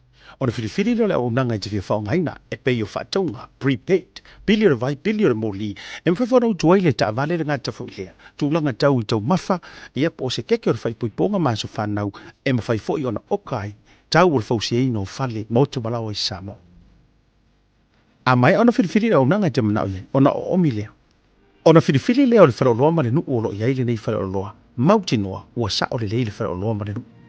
Whiriwhiri lea o whai o le talo for voucher I te whia whatawina. Mai le tolu se furu fitu se furu se lau tala, e o atu lava I le lima se lau lima se furu tala. Ona whiriwhiri lea o le upu check-out, e whamautu wai lau whatau. Mare tua, whatu mo whamau maunga I peo lo swafa antoa, I meli po se numero le telefoni, e maisho le tuatusi. Polo ainga I Samoa, mana tua, whatu mo le swafa, ma le numero le telefoni. E lua awale mawhona e tutongi na ilo whatau. Polo o avanoa le online banking mo New Zealand, ma le visa card, ma le debit card mo so se vai ngole lalangi. A mai aloa, ona submit leo o lau whatau. O le temi la vai mai ai lau whatau, o le a fiti se wha ai loi loi lo ainga I Samoa, e alai se te autus to sia I le telefoni po le emaili. E wha mautu wai le whatau. Mana tua, Pacific Food, ma le talo for voucher.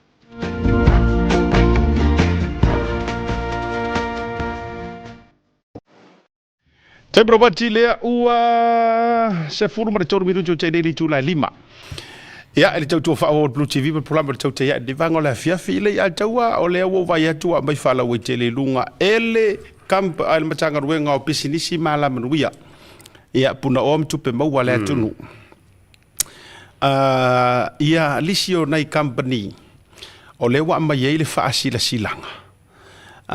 O le a ave e seina mai I le resitala o company Samoa. Ia, e tusai ma le vaenga se laurua wha. I whroi lunga le wha mole mole. O le vaenga le na mai o le matanga ruenga. O le Commerce and Business and Labour. Tusai o le vaenga tasi rua wha. Ia, ma le lua ono o pui pui a. O le tulafono o company luafe ma le tasi. Ia, o company nei. E le I whafo wina resitala. Ia, ma whaamuta le tau aveina o pisi nisi. Ia, ma ua le ai lava sea. Seisi ma fuanga e toe wha ua wai le company. Ia, le alala atu ina atu lunga, ia le lisidor company. Ia, ua fo I le tau sila mai. Ia, e le whape o se mea kau ke whaangongo ai. Rea kaua. Ele o se mea whapefu ile ele o se kako mariu o whai. O le tūlanga aia ina ia sila fia fo I ele toa tele. Ia, awa e mai whaalaua I kele. Ia, e ui ai le o kokongi ai ka ko makanga ruenga lea ale la fa sila fa ala wai tele atu ona ya ona o lai mo mia le fa ilo fa ala wai kele ero peke ui masau pisingi seri le ako wale le e pero nga pisingi ko kiro ku ye ma ko le foi e ka mi fa lo mai pe ko lua fe ya pisingi sila le skala e ongo se la ue la ya penga le se la ue ya yo ba ngala le ya vole vale ko ya le ko fa o inga la ko ia lio ele o se si tu ele o se si tu o le fa fo winga ma le fa pe ongi ai ka lafu mai ke fuko fa pe mai o le la mani no ma fuanga ia o company nei o lo ta oi lalo o le ave se ina mai i le resitala o company pe atu na i le luas furuaso fa inga ruenga mai i le aso le nei o fa si silanga ia se vanga nai o fa mari ina le resitala i se tusi mai ale company e fa ai lo mai ai o lo fa au pea ai se isi e te i le ave se ina o nei company o na fa o mai lea o lo tusi te restala o company ai le tuana i le aso mua o se tema ia o company la nei mo sila mai AST Industry Limited le la ngoto company limited Brocom System Limited CSL Staff Holding Limited Afia Malu Holdings Limited Samoa Scenic Tours and Inbound Services Limited Allen Gray Limited Fu Yu Yang Limited Zwocker Designs and Build Limited Billa 9 Limited Savai Transport Limited Lupicina Samoa Limited Samoa Global Shippings Company Limited Ocean Club Maninoa Limited Hamo FM Limited Apia Finance Company Limited Tau A'e Seaview Hotel Limited Funway Rental Group Limited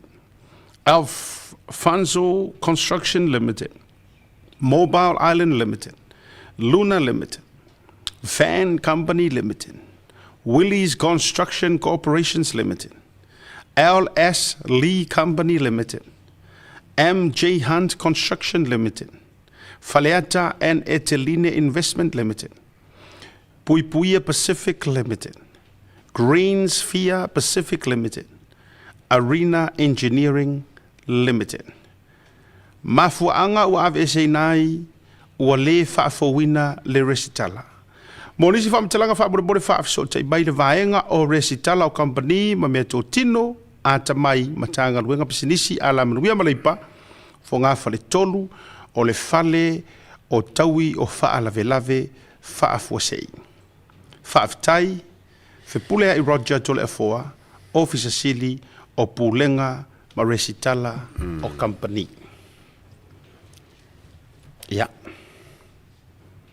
Awa avakulunga whaalawa i kele, wa fo ili sila mai. Ia, ale mamaru lau tele o le tātou watunuu. Ia, wa fo ili fongaina. Ia, o company. Ia. Kere kampang kau masang yo kiri ato. Pe kau fa ngai kampang kau.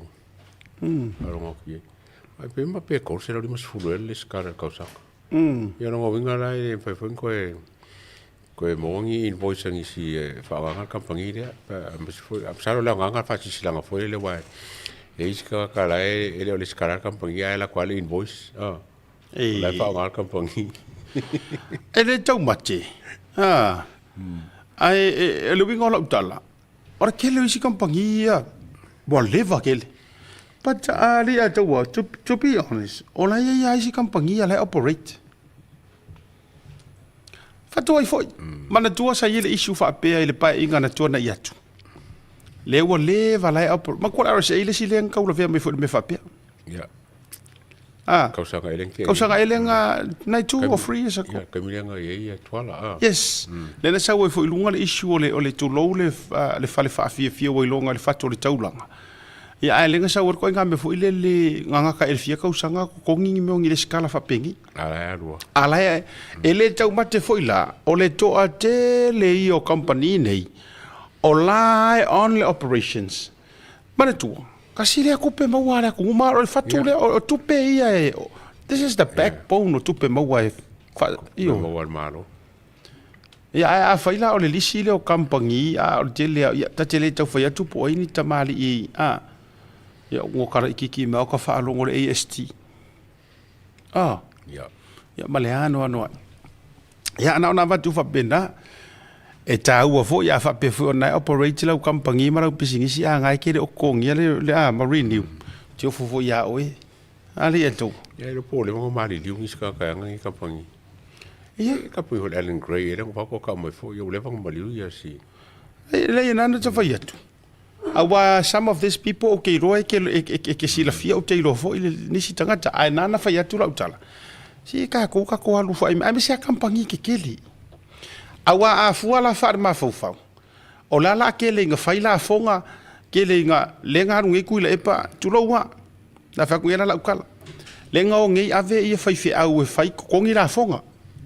Ko kongi tax o angai fai fi au. A le iai kampangi. Leia. Kulo ke le vapea. O ka ke le mau kampangi. O le ai ongo lai how many companies are more lai operating ngi la fonga kongi. O pole nga foi le lai charge kampangi GST ai le kongi el malo. Ya la na. Le na to nu lava. Ia I ma le rental ke vai ko I. Fa koi funway rental. Yeah. Ia ke le roa po. E construction se kampangi construction ke va ki ai. Ia. Le wingala na ta uor faʻasoa le mate fai atu ai nei. Ona o mea na tau ave ai le whaamua HRPP. A o lea kau ke va ia kunga. A wai le whapea o ngi kampangi ngi whako surely. Wa kau sanga o le sikala ka kaunga every year. E yearly, annually, le koi ngā. Ia o ke rore ke lo ngi si kampangi o le wale vanga operate mai ma tūlanga whapea maua tupe maua. Ia a leo I whakau kurikuri au pūnga I whaife au. Ka ui fofo mai o e whaila. E o ngai whakau mea makar makeki. Ngai kaka fo I le whai porokar makeki. Maka kai whakau I ngu. Ia le. Ngā whai kongi mea ngā. Le la awai le wo I fo. Tongi la fonga mai walanga pe fo lenta whatano ina le sungan minister o tupe maua. Revenue. Ia. Ora mea mongi a ngā e ofo ia o ere keri whakau au popo au koko au whairu moro au wala. E tatau tongi lau la fonga. Ana winga la whamatalanga. Ale ai operating I kampangi ke kele lava le ngi de skala o ko fa fo ma. Ya, ole fa da wala na. Ya wa fo ile. Fa fo ma ia na wa va tu lunga ia. Fa pia ki koki. Akusel. Ale wodi ia se le ia go fa la wa fa la wa kele. E fa ia fo se ka kongo mai la. Ka au o ia langa le wo weekend. Aso ga fua. Makua ko kiki aku sikarsa. E kusikarsa nga uma mai er kero kampangi la ga wa ku ngor pokala.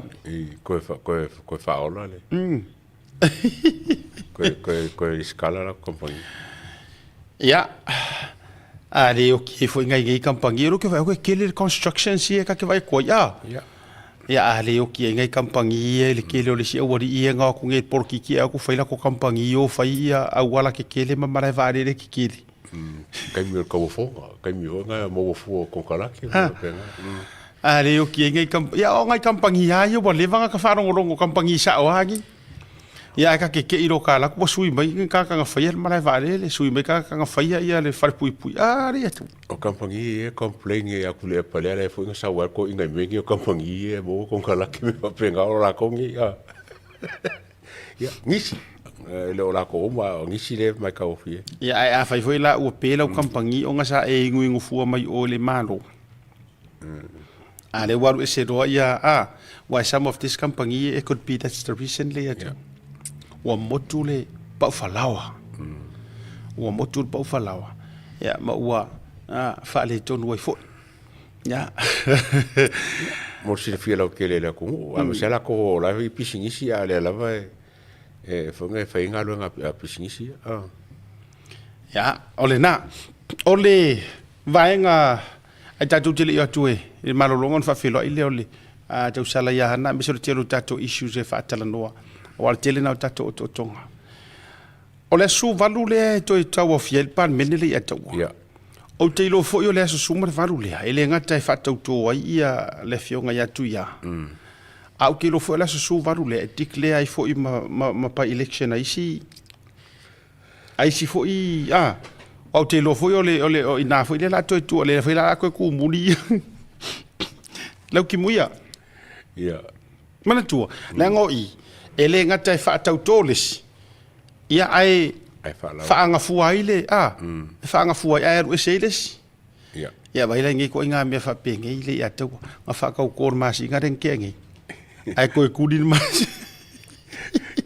ya me si no mo ga ya la ngo pe lu nga la ngo sa fai fatu e se le ma na yo le me o te fa ya to fo o le si issue ta te faʻasoa ya ona o va va ya tu wa avere tu si fa se a observer wa avele la tau whasea a ngai I le matanga ruenga o tourisi ona o le au mai o wa tatou whaalau I loa ina ai mai si au kākou rai whakau mai ei ia o le kusa le kākou o le Blue TV wa avele la tau whasea mafai mai po le ale me wa le tutongi ai kampangi la I Samoa e whaalau I loa matanga ruenga o tourisi a le wa mai kampani fafo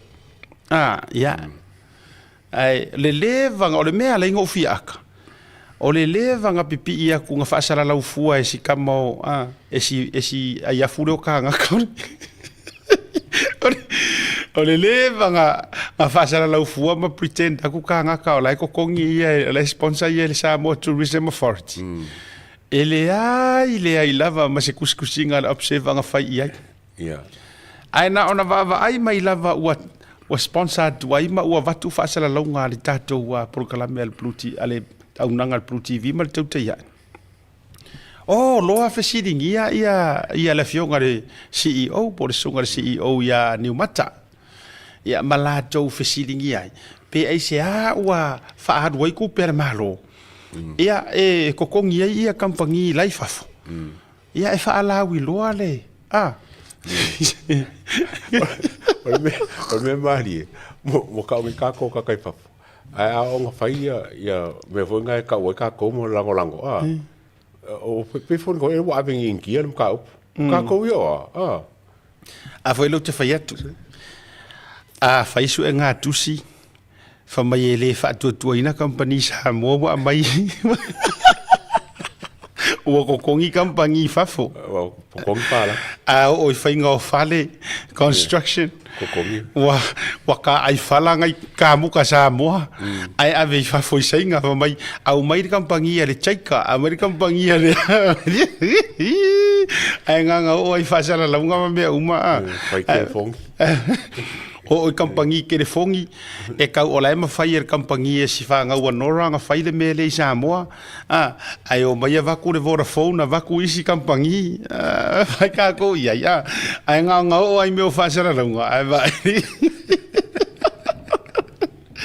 ia ka lo fai observer ia mali dia ko ke ro ko or kase ingaren kase e malo ia mai kase uma se afa manguyanga nga mawel ka pisamo lango malo sai ai or kase inga foi nga wa kaun kase uma o ko ioi or kase inga wa kaun kase uma ia so so ngar malo mai o ko media fa ngu dua ma media ka fa le nga yer malo ia le alme malo e mo pe fa ka fa le nga malo a ko risio a ku lalo e fingi me ko kongi le observa pe fa pe ngar ka fa le wa mal fe e kwa le fe ka ia marsimia elengi ku pe ore ku fa pe nga fa pe ia mal observa ko ku pe mai le ai e ko ke o ole ko karsa marsimia si fa manino le ya tau wa tau manino le wa fatilunga ole approach le na le sa fa tau sanga o tenei ele o toi fai fa mo na Samoa Tourism Authority le atu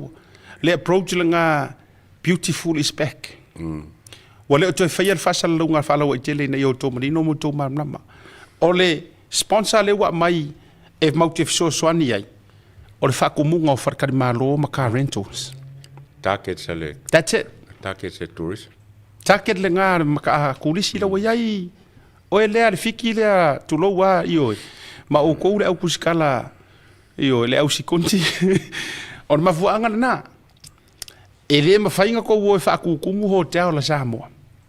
Pa ua haleo po kalame le mawhainga. Ale nga kungu o kungi. Ala nga whako asau wa, e eo fole malai whaalele. Le alu o VIP. E toi mo systemi tau te tala noa i mara whaurulunga o malai whaalele. Wa halo fo ila uma fo le pole asisi whainga kau ka fiufi. Wa VIP umar ko akele. Kare ka karonga lenga. Yes. Wa uma ka kare VIP. Wa uma wa le sikala wa whaakau uma tike ra kangaka le VIP. Mai. O le anganga kongu wa le alai manganga o ilma kanga ruenga o tangata ta whawhau o le anganga lea o fata lea ua tū mai le foe. Ioi. Whaalu na kupe i le au nganga. E la kou ke whaai loa inga, ma o la kou lango le whainga mahalo kula i mai. E la langa nga whakula ukala, a ora mahalo, ka sei umau au nganga ia, ka sei uma whaamangu ianga ia nga maua ko inga media whaaro koleanga ia i Samoa. Ka sei. Ioi. Ia marisi mea ilonga ako se koru a whingi se whaikau ila ko articles. Nenga? Ale ka ko records se furumi di onga masi. Ale au te whaia tuai. It's money worth investing. E vai i kai mile nga o kwenye. E o atio neo. E o fo ilar kai mile wala kalaka i. A wale nga tu ia sofia fiali e tuwa. Ko wafuli pok lela nga le mo ke alua i hotels. Hotels o malale le sikala i lalo por kalame mkanga wengo tourist. Hotels fringa le ko kisi la mai le wa vaku. Iyo le wa la kurfa ala wilo. So ole na talil na mo o to. Ai isi manatu le ya jawa. A fai foi ai faalu kupe ale malo e faalu i por kalame ngei kulowa. Kasala. Kakau. Engi malo vale e vakun kupe ya o koko keo e ko kau faale anga malo. Ye si vanga ngang kulo ware nganga ni malo ni vale. Si vanga le anga ulu fai nga malo. Ko ke ko feangu le malo. Tau te tau le pua malafo. Ngau mafelafo ai yasu le la pisi. Kau faaleanga ko woko mga o involve mai media Pacifica even ko kakusi kala leanga ma aveleanga malo ai ko mga afse swangil malo ya uku. Pau.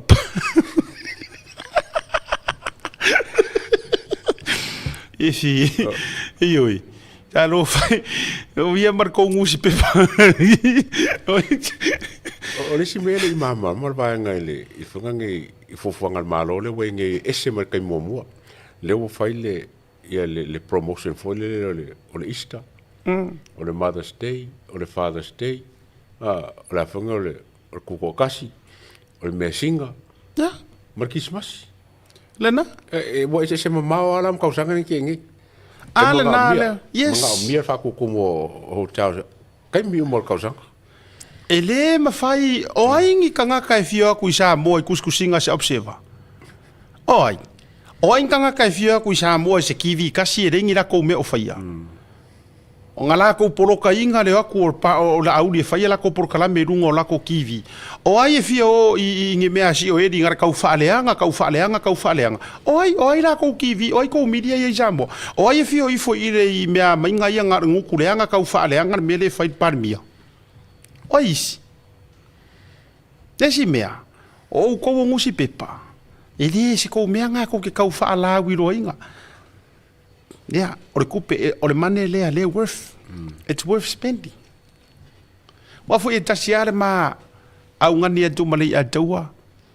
Samoa ma ele o ko kele se pala langi fo ile. Ele o ko kele se pala langi local tourist le como o kama sasao la ua makua whaakumulia i Samoa o kama sasao nga kako Samoa tourist, local tourist ka ko ngai ainga le reunion le la fai Samoa ele reunion le master chef ka kamo Mr Falai o le reunion le nga alla le poku nga makua mo mia ele ai se hotel le mafai nga la ua fafkai o la ua maua le ngofonga le wangalo ya kia ule ngofonga se uma ukango ko vaturunga es tasi le ainga tele manono mafuanga uma because or kako por kala meringi mare fia ir fainga malo kula mai la ua fia o le ainga fella ko reunion yes ole langa so por mango ko wi ala observa Por ko mango ma tau loto le ia. Kau mafai pe wa pa wale o le mea ko ke fiola i le aso. Nga o nga malama or kai au. Fa pea e le ingi kia o le asa uloko le anga o ngi aso. Ale e tau. E o pore fongo le fai le ingi a fiki lea mankama i o le misio malako vaenga le. O mai come in. How can we jealous today? How can we be so jealous? O ai le tatou loto le anga lea la faasanga i le nei aso. Ai ki roe. O le aso lava e koe fo i le inkia. La kura ku ingia mai ai a ko vale. Ya. E la tu mai ai a tau vale. Ya ala ua matua ai pa ku lo fa fonga la tunu. Wa ai pa mai le ku skala ye. Ele fio ai solo. Tu lo. Pe faalu tupe ale fai ngā malo ia mātou porokalame o tupe alu ao ngā mākou lango ma mākou whaakuakuainga na mātou manu malo ina loto ma fina ngalo le atunu ina ia pālota mo le whaatuatua i le atua sa mo utasi o ia ka oko ele luma ngai o ainga. Yes. Pe alu ala kupe i mākou porokalame ma mei. So what? Ea. E ki ngare mo le meo le aiafu le malo sa iei mua e ringa ruenga whai Ale atu. E ki ngā. Ale iei mātou ngā ruenga. Le iei mātou ngā ruenga. Yes. Ale mau ke help. Mā kou le kau i Amerika, kau i Australia, kau i Akumoko o Pasifika. Come, let's go to Samoa. I Samoa. Wa matu wā au le lei mea umai tono Samoa. Ia masi whaanga ele Foreign Reserve al maro le koe ki o over pidionga. I think on Centeris. Pea Centeris, thank you Maria. Pea ngā Centeris le hosting le reunion ki lele. Oh, yeah, okay. Yes. Le anga mo o mia ele ainga. I think koe kiki a fase furungi poku le atou.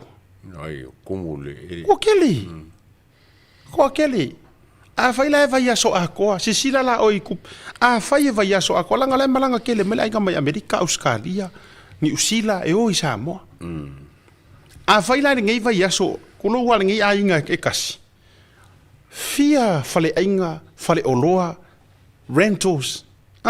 Walanga e ui o laua mawhainga accommodate pe o St. Teresa le I lewa. Aia foi. Alanga o le amangui ia rentals a koa. Ia markaulanga. Fale oloa. Fale oloa, le ufakau ngiu, le ufakau ula, taxi, vai. Rental car. O le mena ngā lai mo o iei ngiu mata, lau fionga le whaururunga, e mai se foi lau sunga fata mingiska, langa o fata. I re kai apo pole kui sa mau I mea whaavare valea, ma le au loko leanga I e whai mai. E loe kui sa mau le, koe ngā wale su e kupe o le kangarunga. E pauare mea mga oi kui sa mau lo, I langa paia inga ma ai o se mingiska results. E kaukakala ngā ruenga. Tatou won maraloa. Foi mai. Ya, tatou wafe inisio tatou issues ma tatou mata upu whaau. Ya, mai le tamaita ia hana. Ya, ma tatou tali le te me join mai ai. Ya, ala fionga le tamaita iloia. Ya, mai ava viskota peteru. Talofa lava and welcome to Anavamoana Hotel. Located in the heart of the Vaitele industrial area in Apia, Anavamoana Hotel is a place where comfort, connection, and genuine Samoan hospitality come together. Whether you are visiting for work, spending time with family, or traveling independently, we are here to make you feel welcome and at home. Our hotel offers a wide selection of spacious and flexible rooms, thoughtfully designed to welcome both family stays and independent travelers. Our single and double rooms feature modern designed showers and bathrooms.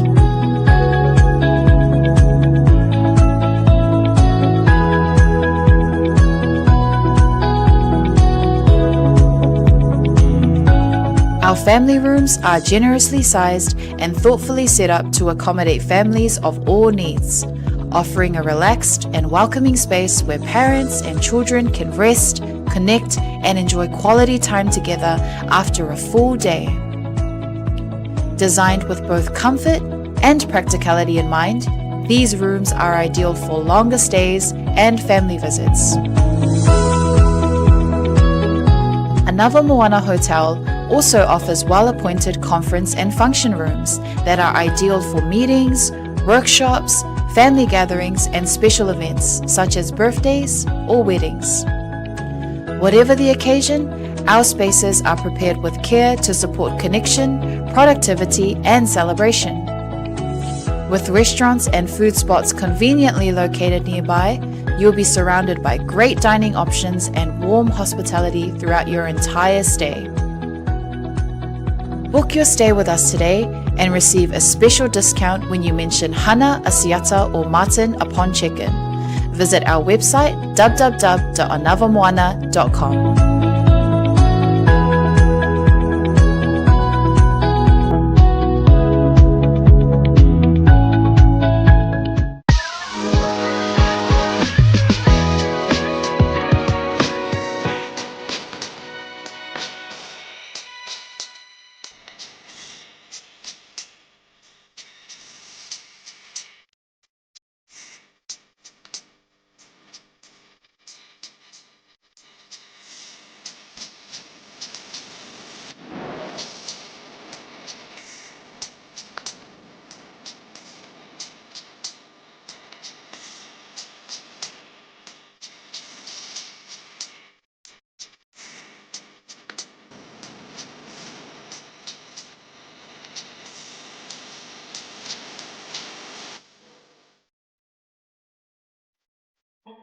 She gets them feelings every time I beat it, telling me she with it. She like how I kill it. Yeah, she like that ooh na na na, ooh na na na. She like that ooh na na na, yeah, yeah. She gets them feelings every time I beat it, telling me she with it. She like how I kill it. Yeah, she like that ooh na na na, ooh na na na. She like that ooh na na. Yeah. Welcome home, where every guest is treated like a VIP. As you get ready for your departure, begin your journey at the main terminal check-in. From there, head to the VIP terminal on the left and make your way through security. Then, step into a space that feels refreshingly different, modern, newly upgraded and designed with you in mind. At Paleolo Airport, VIP isn't exclusive, it means everyone matters. Relax in a calm, air-conditioned lounge, catch up on cable TV, or simply unwind in a quiet, comfortable setting. As you wait for your flight, enjoy your first round of drinks and a selection of delicious Samoan cuisine on us. For just 115 tala for adults and 25 tala for children under 12, you can elevate your entire airport experience. Simply book online and present your receipt upon arrival. The VIP lounge at Paleolo Airport offers both downstairs and upstairs spaces, giving you the freedom to relax your way. Whether you're sending final emails, joining a Zoom call, or just seeking a moment of comfort before takeoff, this is your place. Talo for lover and welcome.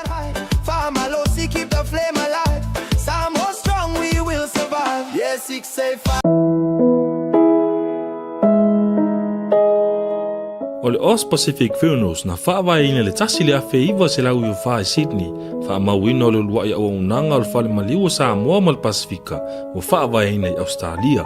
O lea ma umia sa o loto e tama whanau lawa Samoa.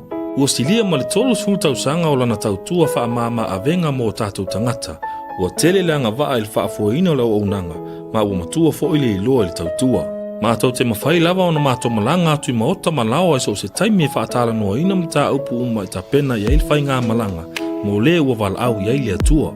E ave se aile atua tu vale mane le mautonu a inga whaanoa noa, e le a whaina po le hale taimi. E tā ua I mātou o tātou tūmanga nua malu, ma o lana anawa tau ave lava lea. Dignity of traditions is our service. E tautua I le luas fulwhae tūla I le fitu aso lwa yaso, mātou te ngā lulua e tūsam whina ngalo mana onga o ainga, ai leo so mātou manao.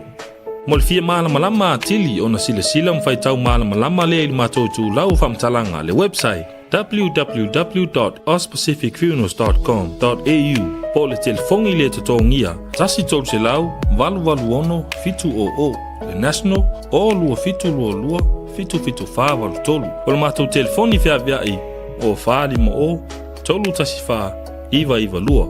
Ma fesili mo rata maitai pule, na omi ma sina mua. Mana tua nei le tautua o le Aus Pacific Funeral Australia, lo fale maliu e le momoe ai tautua ina o le alofa ma le whaamama avenga.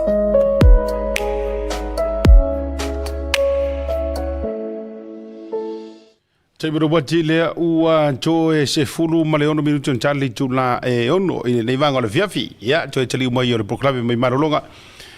Whaatalo whatu i le tausala o le tatou proklame o le Tautai A'e. Ia songa fua maa so wharaile. Wa fo i se o tonga o na inisi o mataupu i le tatou Media Watch. Hana, ia, maro se fua manuia. So for Manuia Siatanga le Ataua. Kia ora everyone. Welcome back to Media Watch. Now officially on Mondays and Fridays. Ia, vi elanga leo le tua. Ia, ele nei whaivanga o le fiafi. Ia, mana tu fo io. A mai le ainga, a me se fo ore toi fo i mai wa e piwa e kau le masangi ngi usila ile. Piwa uwa e kua e piwa e kau kenge Hawaii. Ai, e kau skiri Hawaii. I need to return back to Hawaii. I'm starting to turn white. My skin's going itchy. I don't think I belong here. Have to return. Yeah. Whaaptailanga leo le tua. Yeah. Ua maua nei lau tātou te toe mafutai. E me se fo le. Ai le io le tau te le io le tātou Media Watch. Na ona toe for the records langa le nova tua i lunga. E le o le Santeris. O i le... la furka ko lena watua nei le fai le tatou reservations le asi ainga le to fa mao retreat. There you go. Le wa. Yeah, lena I think ole va fia manono fia I to fa mao. Yeah, o ingoa fa ka koliko. O kai ka fu ka kere o ro kere po fia me ia. Yeah, if I tau no ia le fo ile reunion le au motufau motufau family ai orka kala nga le ala kukai le la mastai marka maru Mr Falai I de ya le kukai me ai umama eto isamo o le winga le tofa metalanga o nga ruenga ia matato promotions nei lungo prokalame le Tautai A'e wa mafuai Wafuai o na whanga mai nei tangata langa o lote mani tuar malanga tausanga jene. Na faʻasoa mai ele sunga fo mai. Ia, Dr. Siona Motufau. Ili tūlanga o lana fuafuanga le nei. I se reunion tele alona ainga e fiafai. Samoa. Ia, o lau recommendations lenga whaile a taua. Lenga I toa tele nisi Australia o le ainga ko kelefoinga I New Zealand o vetu Samoa. Samoa, le lai. Maua mai ai le no fonga le so le manga ia fusingo fonga di. Mai. La tava iatu. Ia, o tua patatua ia, o tātou whaasala launga I le promotinga. O tātou I Samoa. O le... Kau vai aku pole me ele o le whiro I mauso lea. Si vai ngā le tō whamau. Ia, anyhow. Tātou toi fo I mau ki ronga o hana fo I le mamla mai le vai ngā lea. Ia, what do we have? O ani tātou o tonga le nei asu. Lots of good news and bad news this week, but our first one from Samoa Global, Tusi BC and Theo McFarlane write to the Prime Minister concerned about World Rugby sanctions. So Manu Samoa captain and head coach have written a letter to the Prime Minister expressing an appeal to resolve some of these issues, and this was after a series of events. So just a recap for those who may have not caught up with this. The government has pulled its support from Lakapi Samoa and has formed something new. Shortly after that, many media reports came out that Samoa was given an ultimatum that they could potentially be banned from international competitions. This was later denied by World Rugby. No such ultimatum was given. Shortly after that, independent board member and lawyer Papali'i John Taimalilangi A'e resigned from the Lakapi Samoa board. And now World Rugby are conducting their own independent review of these events. But amongst this, Manu Samoa captain and coach wrote to the Prime Minister. This was published by RNZ. So they actually gave this letter for publishing, for note. And they said, our greatest concern is the possibility that the current situation could result in sanctions from World Rugby. Such an outcome could deny Samoa the opportunity to compete at the 2027 Rugby World Cup. despite the years of sacrifice, commitment, and hard work that have earned our qualification. They have stated clearly that they're not taking sides as they appeal for a pathway that would address the government's concern while protecting Samoa's place in international rugby. They say for us, the Rugby World Cup is about far more than rugby. It's an opportunity to represent our flag. Ia, o le isu leo, isu masani ali tatou isu lava ia ale tatou lakapi Samoa, man Samoa, ia, te no foi lau faali ia se finangalo o tūlanga o kapteni ma le whaia onga. Ia, e whaaleo anga i le malo. Ia, awa foi, mana tuala. O le vaenga lea e tau popolea i le whaia onga ma le kapteni. Le tau mai le World Rugby Sanctions foi e. O mea ia ona o le ngari poki o fake news ia le apseva le nga whai. Mana tuala, le la ua mao ai ma le whaia onga o Maung Samoa marang kapking. Mafai ai le la tusi anga i le fionga le pale mia ina ia tau toe liu le tō wha male. Ona o le fai o le tustusinga lea. Male mela le fai keke lea le no fai atu foi le ia taua. O le fai te tenga lea o le mole meo le li poki o le mesese. Now here's the thing. Background informations. O background informations o le isu lea. E tupu le mele na tupu mai Samoa se I umma le malo fe sosoanginga mo le lakapi. Le sa laku le malo. E tupu le issue lea. O lai Samoa le sui o le World Rugby. Yep. O le mea la ua tupu. Mana tua mai. O nga o le li leo skulo o nga mula ulu. O ia lea. Ile system lea le waka pea kungei. Po le system lea le. O ia lea na fai ma representative o Samoa anga ile World Rugby. Ki ngango ngai loa o le whale e konguru whaloko I whale. Ai alu lava avelo ngai ngoa. Mana tua la, au mai le World Rugby, leanga ore kofinga le la, langa, la e pei langa manga ia. E tupu la le mea lea le ia taua. O lai ko kongu o Samoa le sui o le World Rugby. E u mai le pākua o le sui o le World Rugby.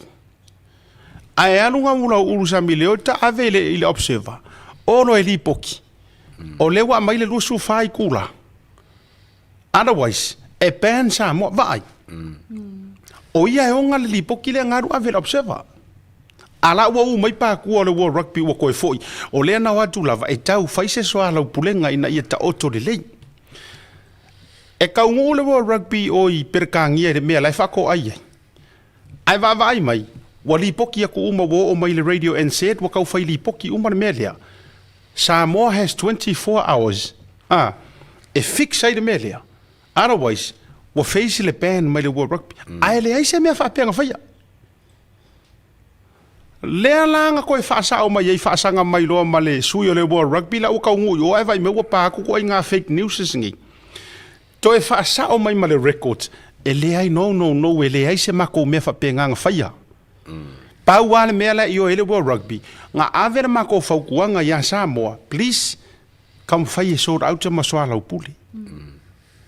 A lea la ua kaukuri oso mai ai ma le whaia o nga oso mai ai ma le kāpe kengi. Wa whai mai ai ma kusi ngei. Yeah, we don't know po ayo ka milo I kua le ia taua mahana. A le ua whai ai marako kusi a nga I le pāre mia. A iei se kusi u ke mga e whai le lei e kusi pisi ma malang kāpe kengi.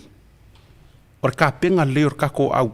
Ia wangi kako whaia inga ia kungu usoka ia u kako whaia inga. Pau wanga o le mea. Focus be o kou ia. Focus be o kou inga ia develop le kou ka alo. Leanga ua maka ngar ka kou laka pire ngai kaimi. Wa ka kou whaia inga ia Romania. Wa ka kou whaia inga ia Greece. Wa ka... Sorry. O mai le kauria le oh my goodness. Ai o le lako qualify for the World Cup. Koi ki la amis. Masalo piko era ro le nga qualify. Ole lowest of the lowest le ka ke qualify mai ai. Yeah. Ai le mafai ka ko ka alo mafiki. Ile tier nation ma le ranking la ia ile atau mahana. Ile ko e fia ngai ka ko mafiki. No, e tatele whai atu o no le ase si tūlanga. O le mea ia.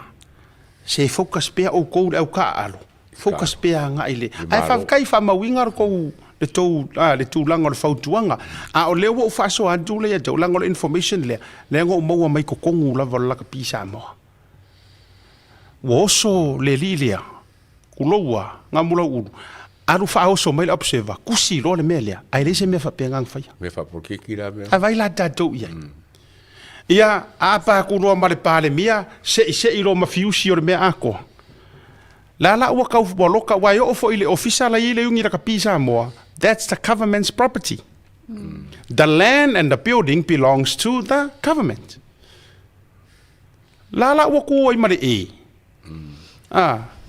wale se mea ia la wa ka ikasi maru kanga kai longa ai nga woring ko kongi woring kope e fai atu lava ai fa ali lava fa afia poto e fai atu lava ai filosofia kon e ko kongi o is constitution a constitution e sui lava report nga me se me ka e fai atu lava ai also constitution mai la constitution e sui mo e ko kongi la o is constitution ngala wa ka sei ma wa ya ola nga ko fiola mai ile nga ole government ole malo is and was always the number one financial support or ka longa wa umanga i mea la iki mai lesi mea se mo unga ngamu a ole vitu ole backbone lava i or mea finance i ko kongo la pisa mo ole malo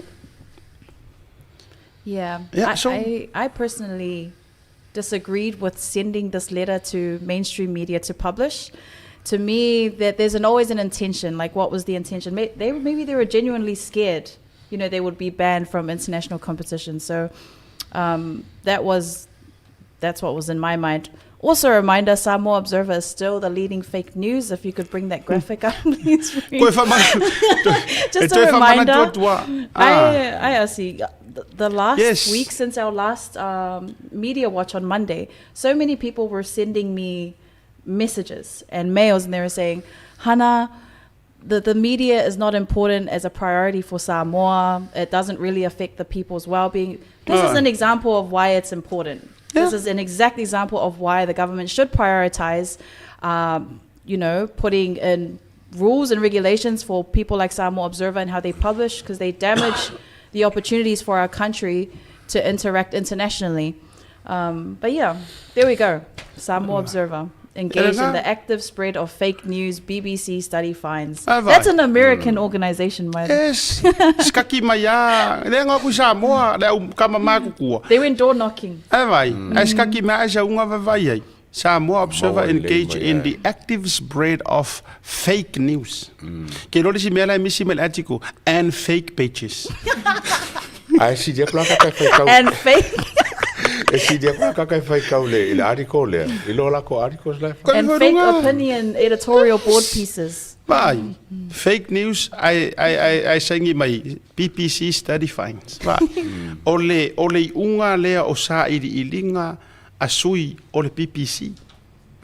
Pa kamaseia mawaenga observer fake news.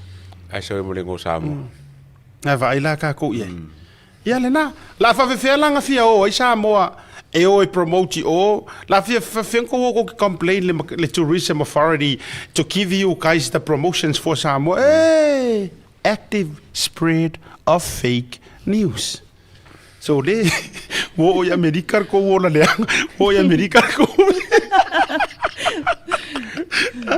ya le na so o le vai nga le ya we vai la le si recent le wo break my for my wa mai le la sanction ta do wa mai le 24 hours ban. That's fake as well. That's ya we vai la ta do na me fake ka me ya okay. Uma ele sei fai ma keep an eye tatou malo lunga sum fa mole ele si kamala kapi tau tele me langa le tau te ile la kapi tatou to me ele si issue wo mawa na tustusinga tau falenga mai il ta por kalame ai me se fo ia te ina o le ruatu sa mo la case or ka kalia saka alor mong sa mo O le kasi le ngai kama ia kari I fo ile le whaonga e kuila e par maa ngoa e ka ia le uor kama lea. Ai wa umautino al tangata fo. Sa ka saide nga malanga mai ngai le le yoro ufainga mo whaalo alo fo iei no wa iei langa e tele na sau I fe e le si tama fo I tau te wha awore le ia fo I so tanga mai. O le kaka le sua whai a Stawas ia George. Stawas, yeah. Tasi lea tali I o tuila epa lea e lea ngai mea I tono laka pia Samoa. Ya, mongi ala ukala. Tasi foi lea tangata e whai post so le lunga ato o lunga le peita le tama lea. No wha pea ue o skama ngoka fia fo le kaimi o ka alo le mau Samoa wa e sa ka alo malang kaukua sa ngo mela valu. Fato ai alo na polonga ina uaru ese ia Henry Tuilangi ma to te leo isi o. Fato ai kila inga si pea iai ma. No fa pela ha us tangata fo ile le tu olo na isu foi mea parpalar por kiki. Elila. Ai wo mo nei ana tu singa ma tulanga fa pena ma fai tala leanga mai le. Kamala ia leo ke lo le sa o fo sa nga au mo to vai nga sports tala no. Io tu lo wa le ngana ma lango make ia wa kaunga kicked out wa ese mai malaka pisa mo. Whangau ngai a kuila e palelea ngai mea. You know, o te respect ke le ake oe ma o tau umaia na tau ti ngā ma if you show respect. E mga o loe ke ka aromang kua mai, ele whai kaungi singi au post, o whaasanga kuia oi rungor prokalami. E ke le koe whiawhia I lo langa atoa. Lo ili si tala tu ulo wisu le me tu ule le iai ma wailau tau tua pe o le ase mea mana ia na e whaia mole laka pia Samoa. O kou wisi le whawhinga kahai mea. O kou whinga o kou kiria ese o kou male malaka pia Samoa. Ma o whinga whaukuanga ia matawheo George la tu ma o tau uma. Kiki uma ese la ula e wari ia lea. E wari ia lea nga whaia ngā ruenga parapala ma dirty works a kuila epa ma ngamula ulu samiliota. Kiria uma ese. Tama fo ia le la o koe whakanga mirimiri aku o kou au whai kakala ia le ia I kou ngur au whaleanga mea ia. Yeah. Thank you for reminding me o le lakapi. O whai kau I pausargaka. Ala makwale anga lawe whai mea kia. Ei oi. Ava I tātou iai. A le la arifo, ai whai anga post against I le malo, o vai o ka oula mai o mai lea soe le mo melanga se lauli masfulu o back to school. Ai vai. E whatau sua I anga I tai ngā pale mia. Io, ai le mafau le po le whainga malo aina lai o nāru malaua lunga ma. Io. Po le whainga malo le tapi people le o le malo e visusu ia I kai. Have some respect. Yeah, mo le whainga malo. O le la po whainga ako kukuingi fo solo I Samoa ma le ngai ma mea. Next, Hannah. Just before going to my next one, is our guest inside yet or not yet? Okay, that's all right. Our next article is Drug Free Samoa Initiative Moves from Planning to National Action. So prevention of drug-related harm among children and adolescents held its inaugural meeting today to agree on the direction, governance, and immediate priorities of the national initiative. The meeting was co-chaired by the CEO of Ministry of Family and Social Affairs, Loau Donina Va'a, and the Chief Executive Officer of Ministry of Justice and Courts. Admiration, Barry. Samoa le awhionga papali'i John Taimalangi. In this meeting, they discuss that drug-related harm cannot be addressed through law enforcement or public awareness alone. As we know, when FAST came into government, they had a very strong and hard approach to cracking down on drug operations across Samoa. Loau emphasized that Samoa's response must be guided by credible evidence and a clear understanding of the issues. She says we need to understand the nature, the scale, the causes of drug-related harm in Samoa, who's most at risk, and where the gaps are in our current systems. This evidence will enable government and communities to invest in responses that are effective, culturally appropriate, and sustainable. O le whaataua le ia tau au jelo so whina ngara whaatai a pali I tantai malelangi a maise o la fo o fo so fo si tamai tai lea asa loa wa loa Ia, ai me se foi o le sunga ia nomena se uso ia no me koe kumakaka mo nomeni. Ia, o le whawhetainga, walanga ata whaava ai tunga, o le anavalai au mai tua tur whato whala inga lea le ataua mana. E le nga o le tulafono e le nga o leo leo. E kakaunga a veri wha mua e fo ile le enforcinga kulanga i le tau fio whala au wasaina, ma le wha ngai no whala au wasaina. O le tiu te tau ave mara me tawhai oi, tatou whai whakas. A inga, nguu, a me se foi organization e kalisia. A onga. Ia ai onga o le whawhika uri. O le kau ke whaava i atum sisi la tu Samoa. Oka o kaila unga mai o kanga kore o makai. A o le wako whai a onga. A o le o mai fo i whai au ma kulou sui o a. Nanga o le anga ia me o pengi ki a kongo ngifso. A tulo. O le wa awhikir kako community. A o kako ngā luenga whai whatasi. Whankanga luenga me siri o la maka mo o whai. O alanga mai fo i koi ngā penge wa waku esen mangai fo o sausonga ngā le palmia ngā whai fo lingi weske. So o ngā luenga awar kule ia ngā se koe kasi. Ai kule i moi ku. Yeah. I agree. Whai whiau. Tato ngā luenga whai whatasi. And they secured from UNICEF $900,000 to help with this initiative, which is really good. And I believe both are needed. There needs to be a community approach and a harsh police enforcement, law enforcement. You can't, it's not a one or the other. I think, both are important for protecting Samoa from all sorts of drugs. Ole isi vaenga wa tau na whanga solo i tua. E fiso soangi e mele le ia taua mahana. Wa tau na whanga solo lo i tua. A whai e mo o mia le tatou ngā lue whatasi as a community. Wa tau whela na wha solo i tono nuu e kalesia manisi o vaenga ia drug test. E sa ola ukal. Le anga e le mafai na tatou whaia matina ia. Pe a wha pe tau te tautua i le mele anga o lau ngutu ma le upu. A o ka koloko maamionga ma mea lai whaia ma mawa. Le anga o mea ngie ke le whaia se mala malama e ke whaia mai i kua wha lafi ma wha whai wha i kua repongi sa ma repori uni. O winga la nai alaina ta whaia tu a whai loa o le effort lea la tatou ngā lue whatasi. Mine as well. Allow drug test o kou ia makai whai upu. Volunteer, sa lokala.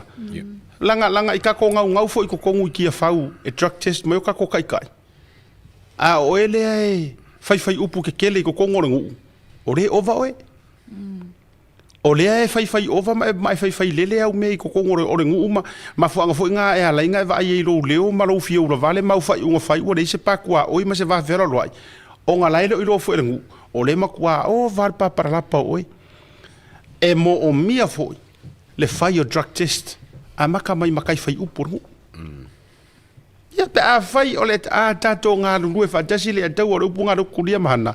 Collective responsibilities. E koe whale male pango e leo su e la ko o kua mei whafo. Ai concentrate ka ko le whaiki ki o whala kongo community. Focus loa la nai leo ma le official kiuke. Focus loa la ko i poras. Le wafu ma le valele o ngā sami. Ai focus loa ka kou lea whaaloko i whali. E ala i makanga ruenga o le malo, maybe whaingis committee, leo e eri whonga whau kua. Kasi lea vaenga wa kaunga asai nai se sekta i kongo whonga whau kua. Ie se kako vaenga e lau ke whenga i ma whainga o drug test. Leanga o ke whai aku lea daua mahana. So le, o le pandemic le mea lea leo kupu kongo Samoa. That's bad. It's like COVID-19 le spread o le mea lea. Vai o le ke lo foi se kasi le article le la sauni le mai o le o mari mai le ska mai ki ngal su ko sanga e fanga 20 years of age. Ai mangu al lufu kasi. Ai o su ko sanga le. Tu lo wa ngaku kupu ngi me fa solo a ko i nga vai kai mi ai le i introducing ma le malo si le ai sai kongo samo. Le ai.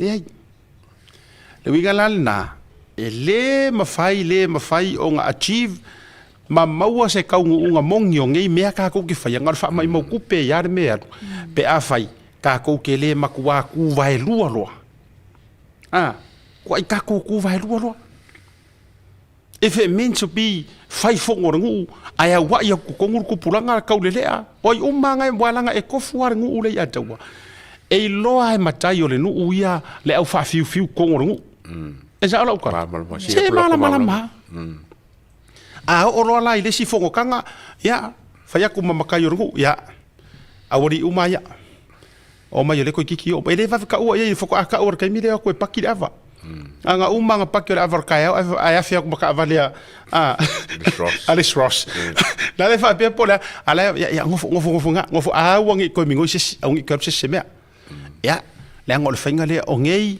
o le a fai le drug test ka ko au manga ai drug test lo. A lot of arguments. There'll be a lot of pre-meetings.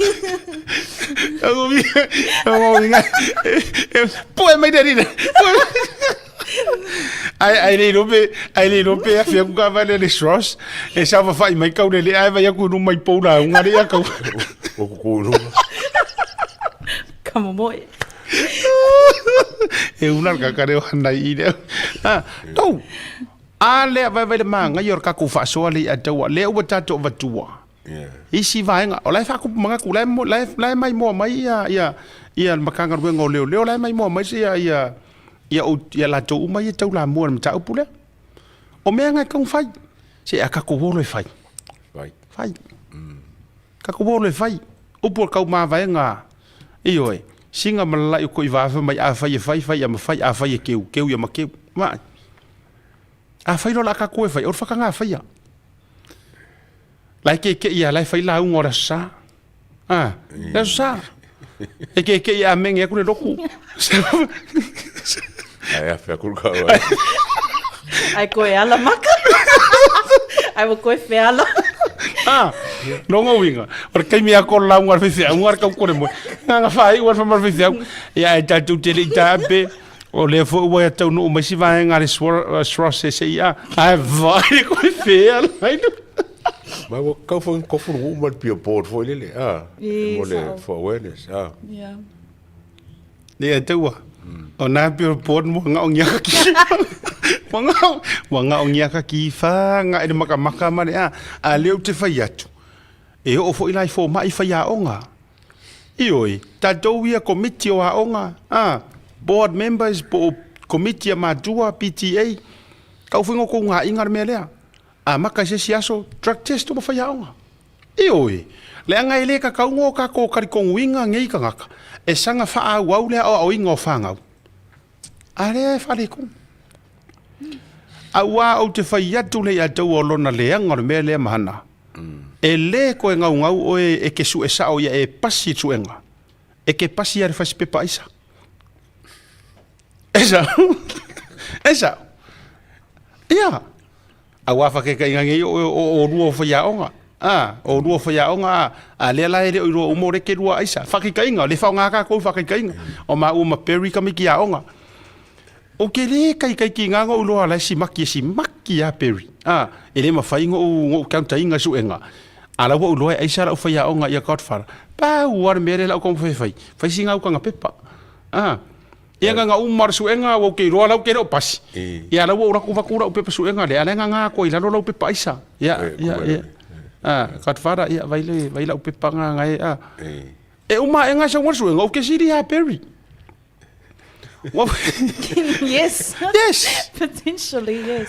Sorry, o le mea ngai o kupu o le university vai fusu anga ia wo fai mai le university. Yeah. The Prime Minister just finished doing a speech there. That's it. About the use of drugs and reminding them of the origin of NUS and how long it took to get to that university to that stage. It's everywhere. Even in high schools. Yeah, it was good. A foi lo te fai atu ai. O mea umei tau te fai atu. O mea ia. E ka kau o ngā kako fai a fai o le a kako kufa kasi as a community. Lei a taua o lau lea tua lalo. A fai o le kau ke fei ka kuia fia me le fai o langa drug test. E ko kusa fia me, ma le sima kai lai sau fai rumar fai ngā uporangu. E ma ko kusa ma la tatou, o lai kau ke volunteer mai fai. Hai drug test. Ya. Ta wal na, tatou la lango fatas. Logo winga e ole aso kongor fongor ngu e fai loa I le la fai drug test. E le mangi. Ke lo e. E si fio fo. Ni mereng pa mai ia miskao se fo malo inga male parimia. I kanka ia fia I drugs le o I fal mai o overlo se lau. Ai se manga ia ole mai fo swafa. Ai kusi mai ia background o kanka I si kako kilo ofa mai. E kanka fai ngaro ngari leima kanka poko la o fa vale o I mkoko I me. A kelenga foi la falling mai a fa pe o overlo se lau.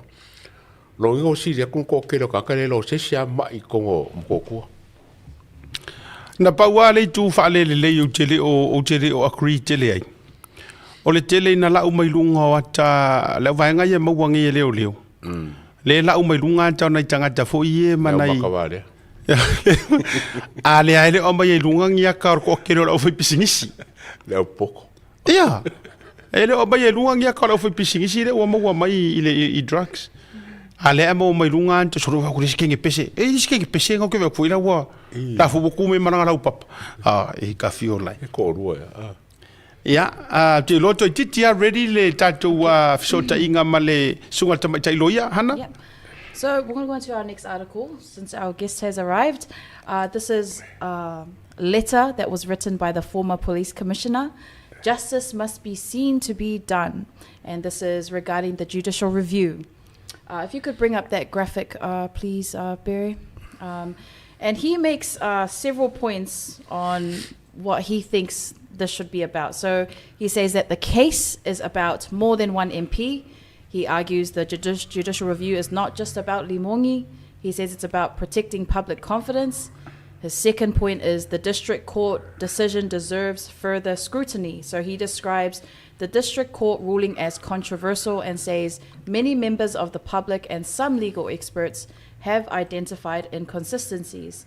He believes the Supreme Court should hear the judicial review so those concerns can be properly examined. His third point was a judicial review is not a retrial. He says the judicial review is not about deciding guilt or innocence again. The fourth point he makes is allowing the review could strengthen confidence in this verdict. The district court decision is sound. A judicial review would ultimately reinforce and validate it. His fifth point, he raises concerns about a possible conflict of interest. His sixth point, he questions why the Attorney General's office is opposing the review. His seventh point, he questions the use of public resources. His eighth point, he highlights another perceived inconsistency. He notes that another lawyer who previously worked alongside the current AG on the case is now representing the other defendants in the judicial review. The ninth point, his serious public interest cases should be heard on their merits. So he acknowledges that strikeout applications are a legitimate legal process. However, he argues that cases involving senior public officials, serious allegations, and public confidence should generally be decided after a full hearing rather than being dismissed on procedural grounds. And his last point that he addressed in this letter is transparency and accountability are essential. He concludes that transparency, accountability, and equal application of the law and ensuring justice is both done and seen to be done are fundamental to maintaining public trust, and he urges the Supreme Court to grant the judicial review. So that is the letter that was published by Samoa Observer today. Ya, fifio lo uta do fatasi male sungal tamaita iloia. Ya, sinia. Awa o tonu wali tatou Media Watch. Ile meta upulea wa manatu ole a tapatu liel tata. Ya, mafio maile fionga tamaita iloia. Ya, e uyo faritu ole fionga sui mamalu pol faipule. Ya, utelo le afio mailunga olona pulo o yore tamaita I ole tulafono. Ya, si tau fa manino la, vaenga ia. Ai mai se ona inisio mata upu tau le tulafono. Fatalo fatu. Ya, ila ufionga mayava visikota peteru. Ya, moruru ai taimiru ngore tatou por club le taute ya, ma lor se fu manuia. Stai, ola ngona mai ya ufa mole. Ya, kilia le yatu. Malia kulava langa. Pale tonu vo ia me fainga. Ai mo lavan fatalo fatu pa ia man mamalu sa mo mai le nei fa salunga man nei por kalame. Aftai mo le ava no taua. ia pei ona e saunoa siata. O le nei avanoa watu ina mai. E le ono o se faletua se faipule. Tau whai ai a mi o le lei tuna. Ai o le afiafi ngei ia la atatu tala noa i le tūlanga le pei ona. Tō laulauina mai fo e le tamaita i hana. E tele ia vaeng o le tusi. Ma o te tonu o tō tele nisi o ua whaitau ai le tusi nei. E tā ua. Ai tā ua fo i le tātou māla malama i tūlanga o le judicial review. Ona peia iai ale ele o se whaitionga iai ale tātou nunga al tō tele. O le judicial review pe o se apili. Iai se fōlinga whapenga. Ai o le sengo o le judicial review ma se apili. Ona o le tūlanga lea e whai le talo sanga a ngā il whamsinonga mawalunga. Ina ia ilo ma wawa ai po lea ia tūlanga sa iai le whaatinoina o le whamasinonga. O le process e wa ai i le tūlanga sa iai le whaatinoina o le whamasinonga. E le whaapea e talia le judicial review ona toe o atu lea toe tō laulau mo li mau i lumo le whamasinonga mawalunga i le ai. E na o le process, o mea na e tatau an tātou manino ai. A wai le mafai ona o atu i lumo le whamasinonga mawalunga i le judicial review. E pāua le mea e tō laulauina, e le ai fui ni moli mau e avatu. Ai e avatu ia le whinaunga a le o loo talsanga. Ia ma le whinaunga a le loia le e tūla i mo le palemia ma isi o leo a whaale au ngā ina po wa quit, ma wala to a quito. So pe o le whatu le nā o le judicial review e hao ona tātou manino mala mai. E le o se apili whapea o le atoe o atu whapea o aina whai mai tala le o ai mantua fui. E le iaini mori mau le ali paremia ma lātou ia sa molia.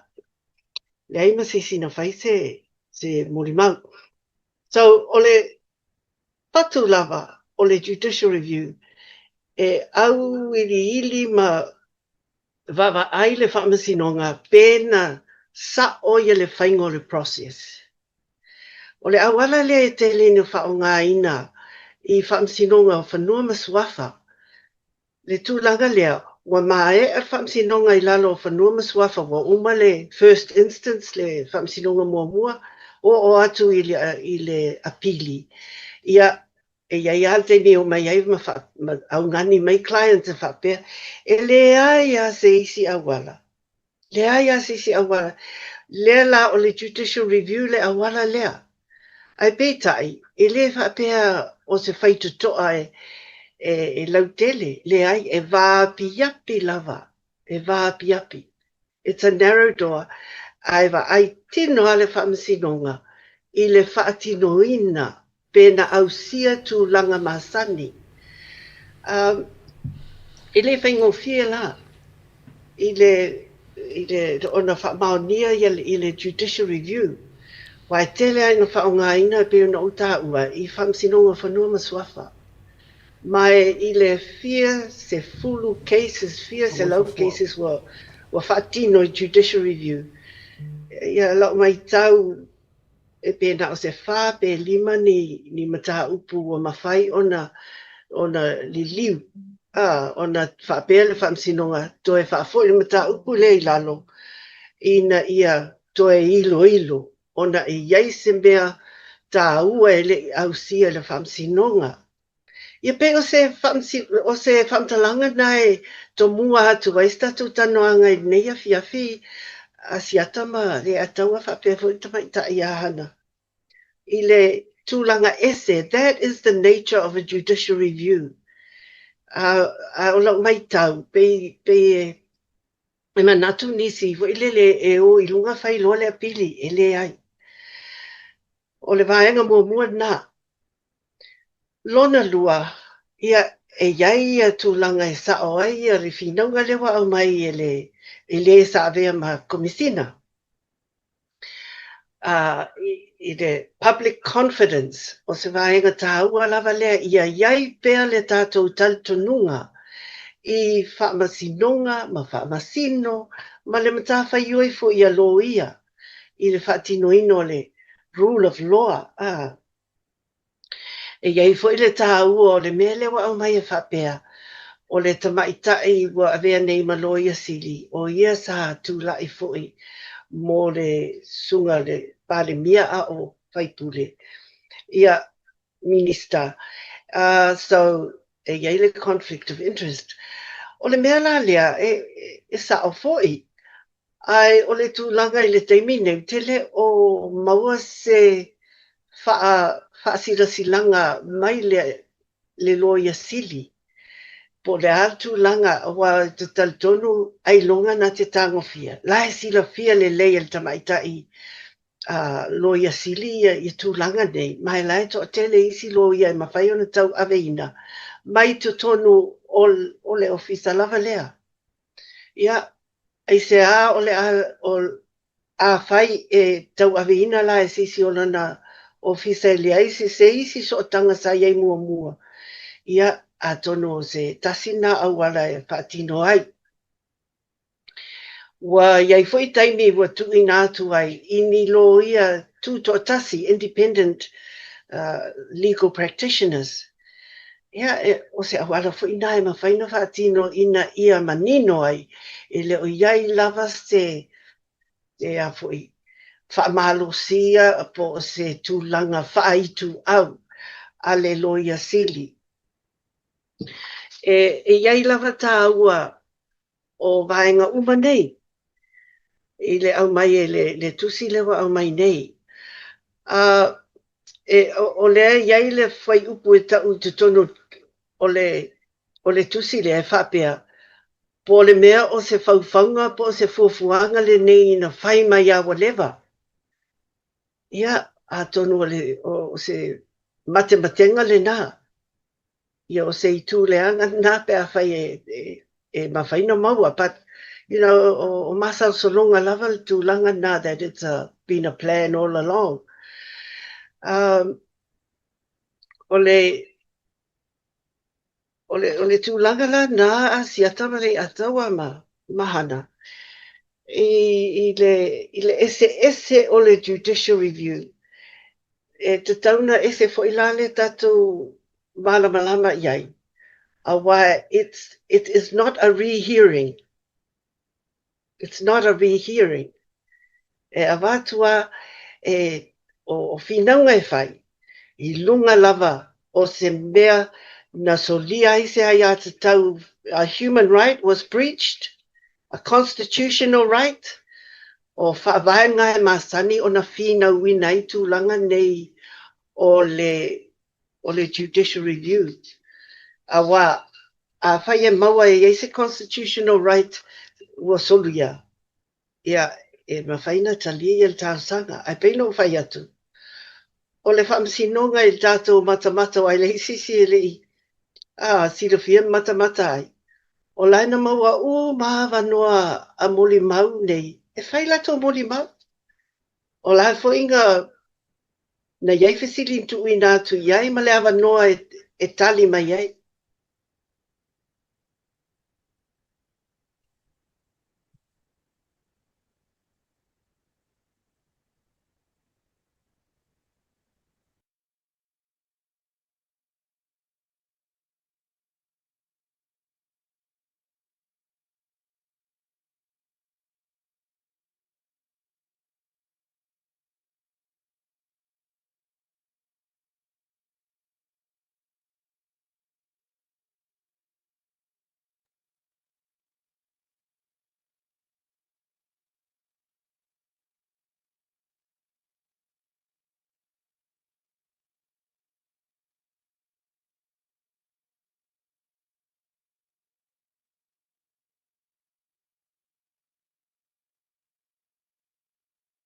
Asiata. Oh, okay. Wo lela ngona. Okay. O lang ko na mai. Ale. Ela wa mawa. Okay. So o la fa fesili. O le manatu tonu a o longo o le o au Paulo o tino Filipo le ua toe manatu wa yesa with so soani a ngai i e lango le apalai a le ala i le pule i le judicial review. O le sa ia whao ngā mai le upule a e le ona o le tala le leo se tasi o le sa fisiringi a whapea mai sa o whaia out of respect to a minister. Ole upula ngā e ongoa awhia ai sau constitutional right. E ongoa e awhia ai sau constitutional right po ongi au a kau whawhai ona ua e whaia ua misi re ngā whaupunga pe ua le whailoanga lea whaupunga i lumo le whamasingo. E mwhaina sau no mai le vaenga lea. Ia, i le awa tele. So stanga lai o le whamasinonga. Anua whaauro le ngā. Ngā tula e ngangana. Tau tala i le mea te ngangona. E te a whaila sa iaisana la ngona whapena. Sa tatau ana whaaleo. Whaaleo i lumo o le whamsinonga. It would have been different pe ana tau whai e le whamsinonga. Peitai, na iai anua. Poi le te lele avanua. E sau nova i le ngina. O le taimi sa tauna whai ai. O le whamsinonga mo. Ai le o taimi judicial review. Wai le tātou teiloa. E le iai se matau pu whapena na la ngā mai. E le iai so kaunoanga e tasi whapea sa pressure, he was under pressure. Ai sa te tauana whaai loa mai teimi nā. O a whailala whinau i lunga. Ia, ta ilo iai wai. O lea sa iai le manoa, e sa noa sa o loto ai. Whaali, lona lango, teimi nā. Pei o le mea nā mo, pe silingia langa e au ia. Ia lea lato ata, a wai le whapea, o le o lana au wai mai. Ona iai lona langona, ia aua le toe a fia se limi star. I to tonu o se, fui le fai se una inga, anga i tangata whai ngā ruenga malo. Ai mai se ngā ruenga lima malo. Pei o le points le ngā o fesili lava e au ia. You know, te ai le teimi sa tauna wha leo ma whai ei nā tūlanga. A whai la o lea nau judicial review. Ia, o lono winga, ia ta ilo a ia the right to be heard. O le teimi mua the first hearing. Vanga nā, e yeise mena tupu the first hearing. Was he precious? O yeise whamalo. Corrupt? Was there something corrupt that happened? Well, ta au fia e lana sauanga i anga lea. Awa, o lea la ave judicial review. O fesili nā e ono. No tuina mai. Were you given the opportunity? Were you given the opportunity to give evidence? And did you give evidence? Yes. Yes. Pela o le o ia uia. Lea to ala ngā mai. E whapea, ia ore to e a ia le se mingi sky ngā duenga o pule sili o mata ngā duenga le komisino leo. Ma o le si vaenga foi asiata. Lea nā whaina i foi ia le taro sanga a le ali i whaipule ia le ala. I lewa ia le taro sanga a pio le ia. A tatou toi foi le amatanga o le mataha upu nei. O le mataha upu na tu tinonga e ala a le sunga le ali i whaipule. I le mataha upu nei. na ia e langa ai tionga malanga tau sanga yo leo e ala langa te ena ne lena tau fai ona wasa no ia le famasino ka Harris mai New Zealand sa mai ma fai ma famasino e le ai e le ma fai ona e fai al talo sanga pe a fai o lawa ma le iso leo isa loia siri ua mae anga tau e ni e le fa pe fai atu a e apilinga ai te tauna iai ni fa pai le e mafu ai ona pili Malo whaftai. O le aile iwa tuana wanoa ia ame se fo iol. E iei la so nā whaina lau whionga mai awa. Le ua le kalia le apili. Ona o tūlanga manino ia wa isau noai nei. O le ele o koe manga ngā o leo e koe apili se. E iei la so ngā ese ngā mai le mea le ua me iei ngai le judicial review. Ele ono walanga o le P40 ngai le lifa le process. Ele ongo kali mai foi la le judicial review la kouia ona o le tou le o fo i le process o le mele mwhega e kau valia mai le vaenga lea. A whaila le ua kongi fafo pe ua le talia le apili ona o laile o te tauna sau mai leo. Ia a leo fo wako e me ia tulou ia lea le pule kau mwhai a ave le judicial review. But we're talking about the process. E iso ngā afianga ngā i le judicial review. a afianga a ia lava Ia le winga fo ile le e ono mafai ona au mai se view o le judicial review ma whapea mai the same thing e kakaunga avaku e leo le mea lea. Instead o le avatu e li moni malongo. ia o le tūlanga nā o le taltonu o le ia afia e tutonu wa e ngau malavaria le process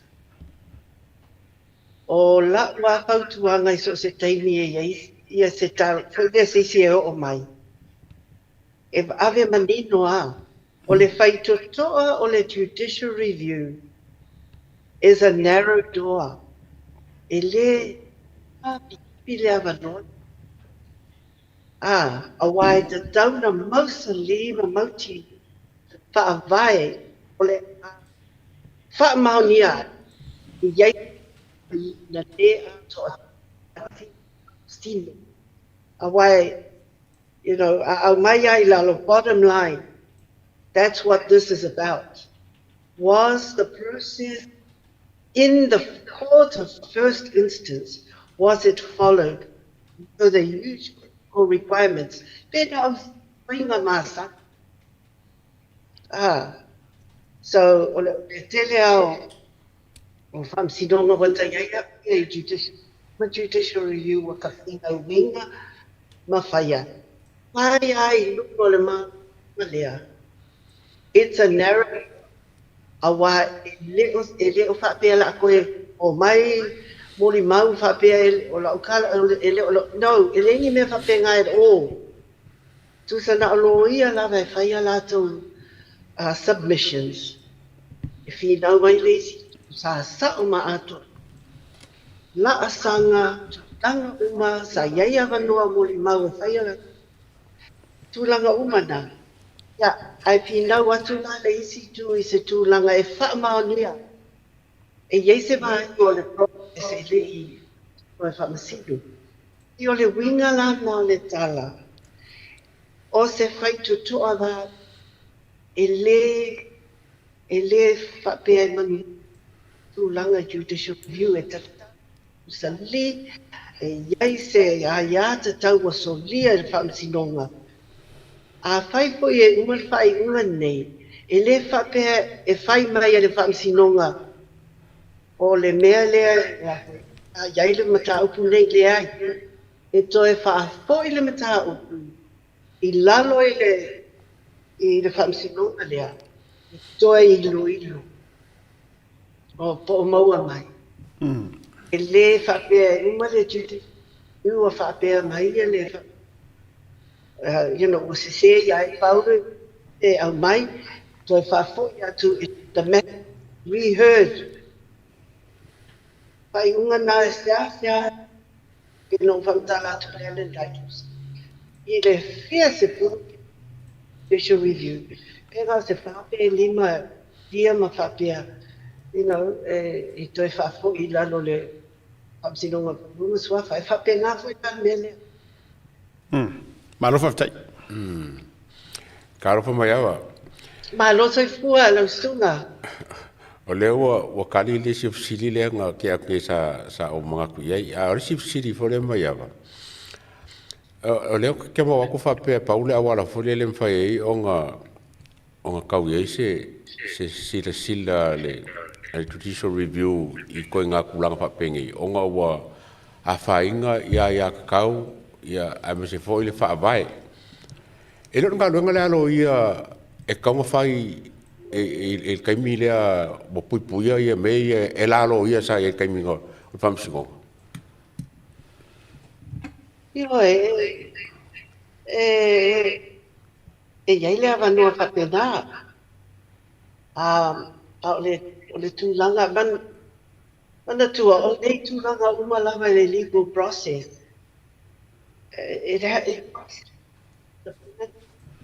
E tatou iai le manti. E lona winga e so se whamasino tūlou lava ia mamalua whamasino, so se whamasino. E makua vai tutoa. I le so na pai se la asanga.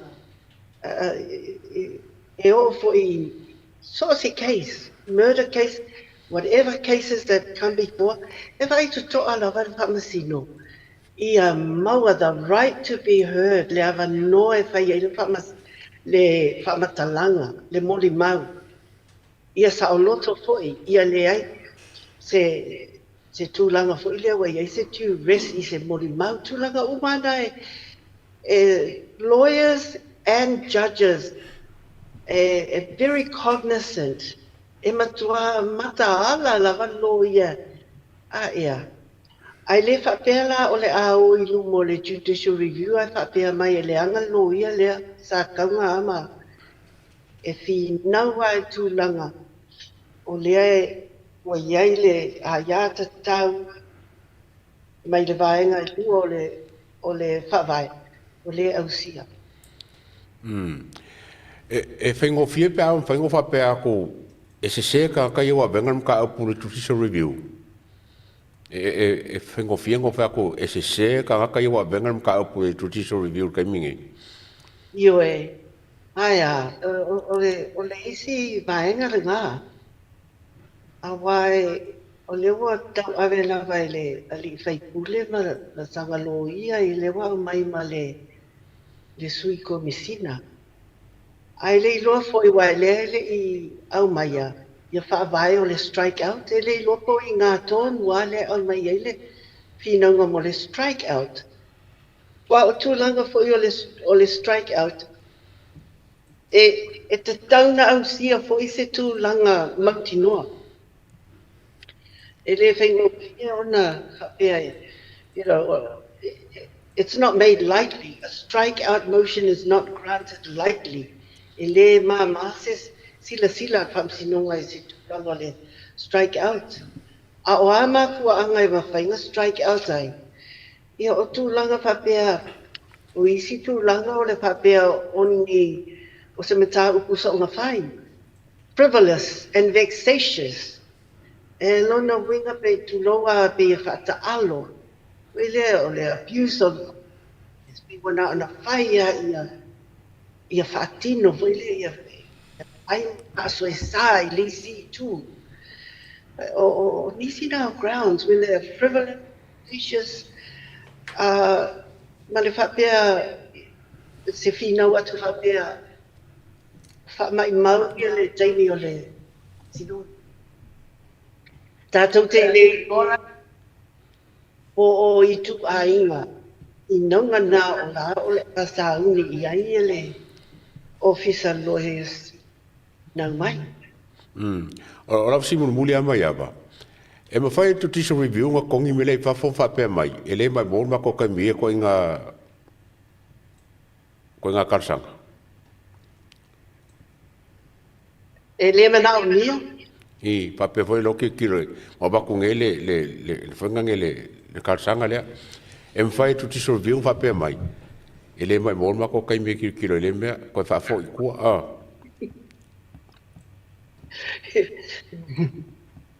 Well, that's exactly what the strikeout.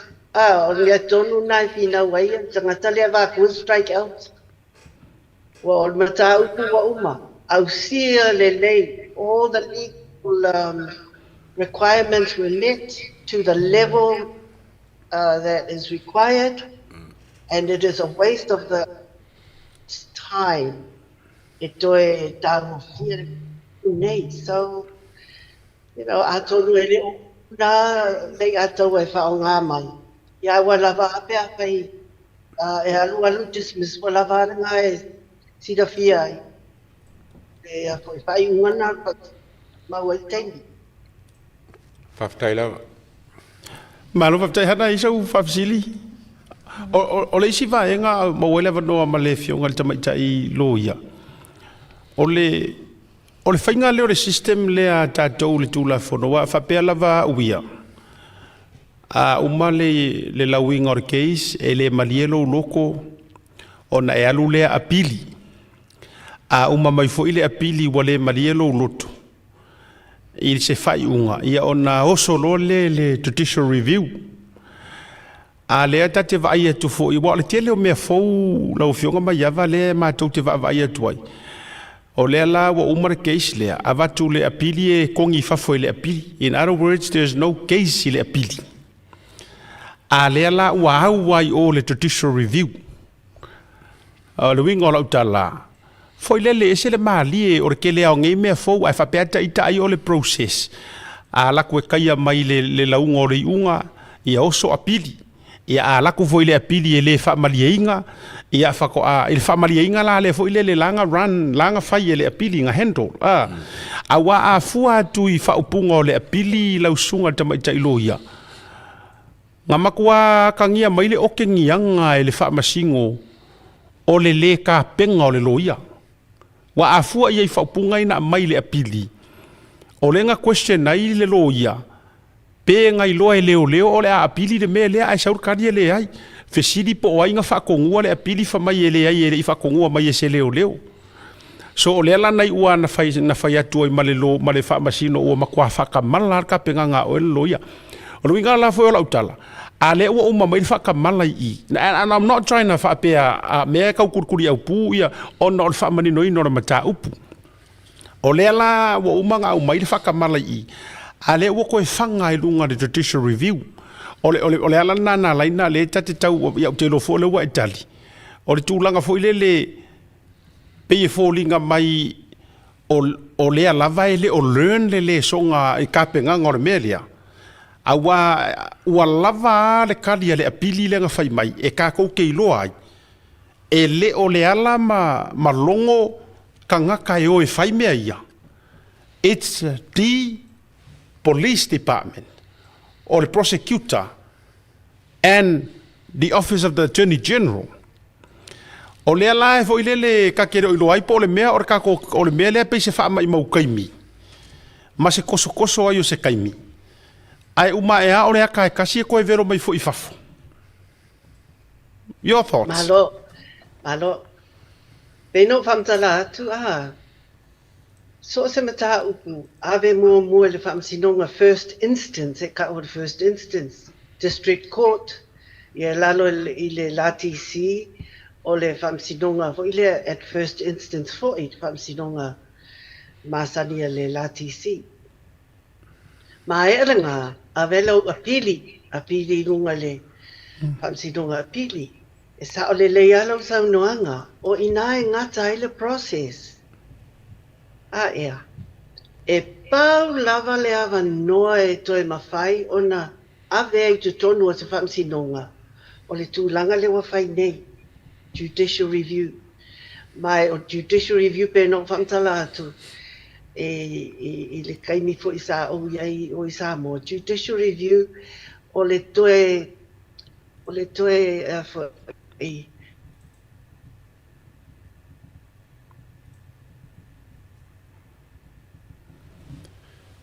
Tau mafai ngā lava ngā hawe pia.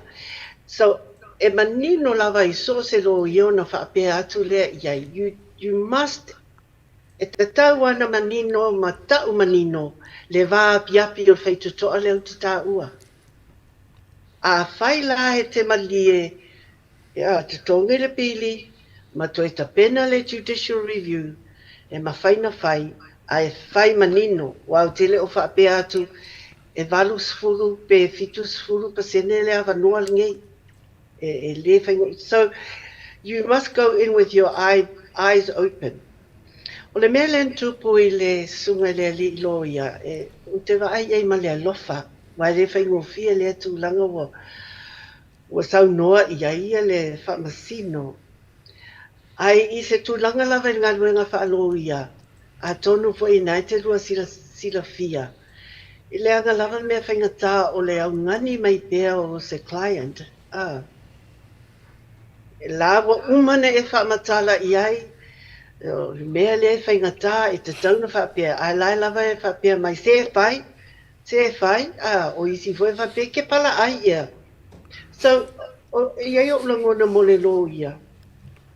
Awai, o I ngā lai whiriwhiri ai, pe na te whether in yourself you feel that you can still take ave lo finaunga lea wa whai. Lea lana ave e le susunga le lo ia ia fui maono. O lo whaalongo atu la I le whapea mai ua unprofessional. E se lo ua lo whai le I lana tūlanga whaalo ia ona tate I loa le whaingo fia fui mea nei. Ai mai se lava when you're under pressure, you're pressured by clients for wai lava. E iai ale taimi e mawhai ona e avea ma laua nganga. Hoi lele, you're doing the best for your client. Ngana tua foi matawha I oia lo I o finau. E leo se pepelo ai lau le mākou pepelo. Le ai, ole ngaduenga lo ia to advocate. No matter how bad, po le ale, vai po le ale, whaale tonu, ile lai te langona fo e oia e si tangata o molia.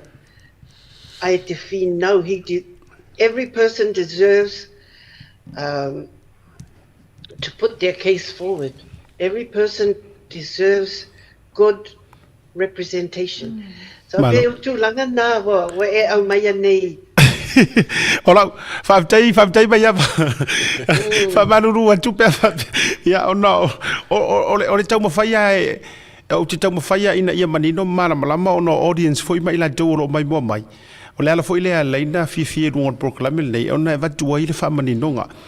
O la ofisili la no to e watu tasi and I think it's like a yes or no kana so fina ngalo. O la ofisili. So e mawhai lava o ngā ave I lunga le traditional review se maka upu, even though ua decline, not dismiss, but decline ele apili. Court of Appeal. Walanga o le case lea, o le ilo inga ele apili. It was thrown out. O kongi fafo ele I se mea. So o la fesili. Can the process be like that? E mawhaianga e oso sa o loa la awa e laku wakapungi mai whai koko o le apili a oe. E mawhaironga e whanga sa o lunga judicial review. E whai ese maka o le tali pu lava o le ioe. Okay, thank you. Thank you. I was looking for that. Yeah, manino, so you can. It's a can. Yeah. Too. Okay. Ai lea la wa mafu ai le strike out Okay. E foi la si popo mai ava. O le ar kulanga foinga o le loia wa fosi la vai fai ki anga nga fai memo mua. E kuku e lunga le pili le loia nga o fai ala la langa reputation le online wa vai la me ko poke la uri ngo. Ma fai la lunga ngo wa si lunga le la pili. A la fo sila le la al fanga a Samoa Law Society ilo ia wa fai me ia la mal mo kingoe o se me e ka le ngai lako.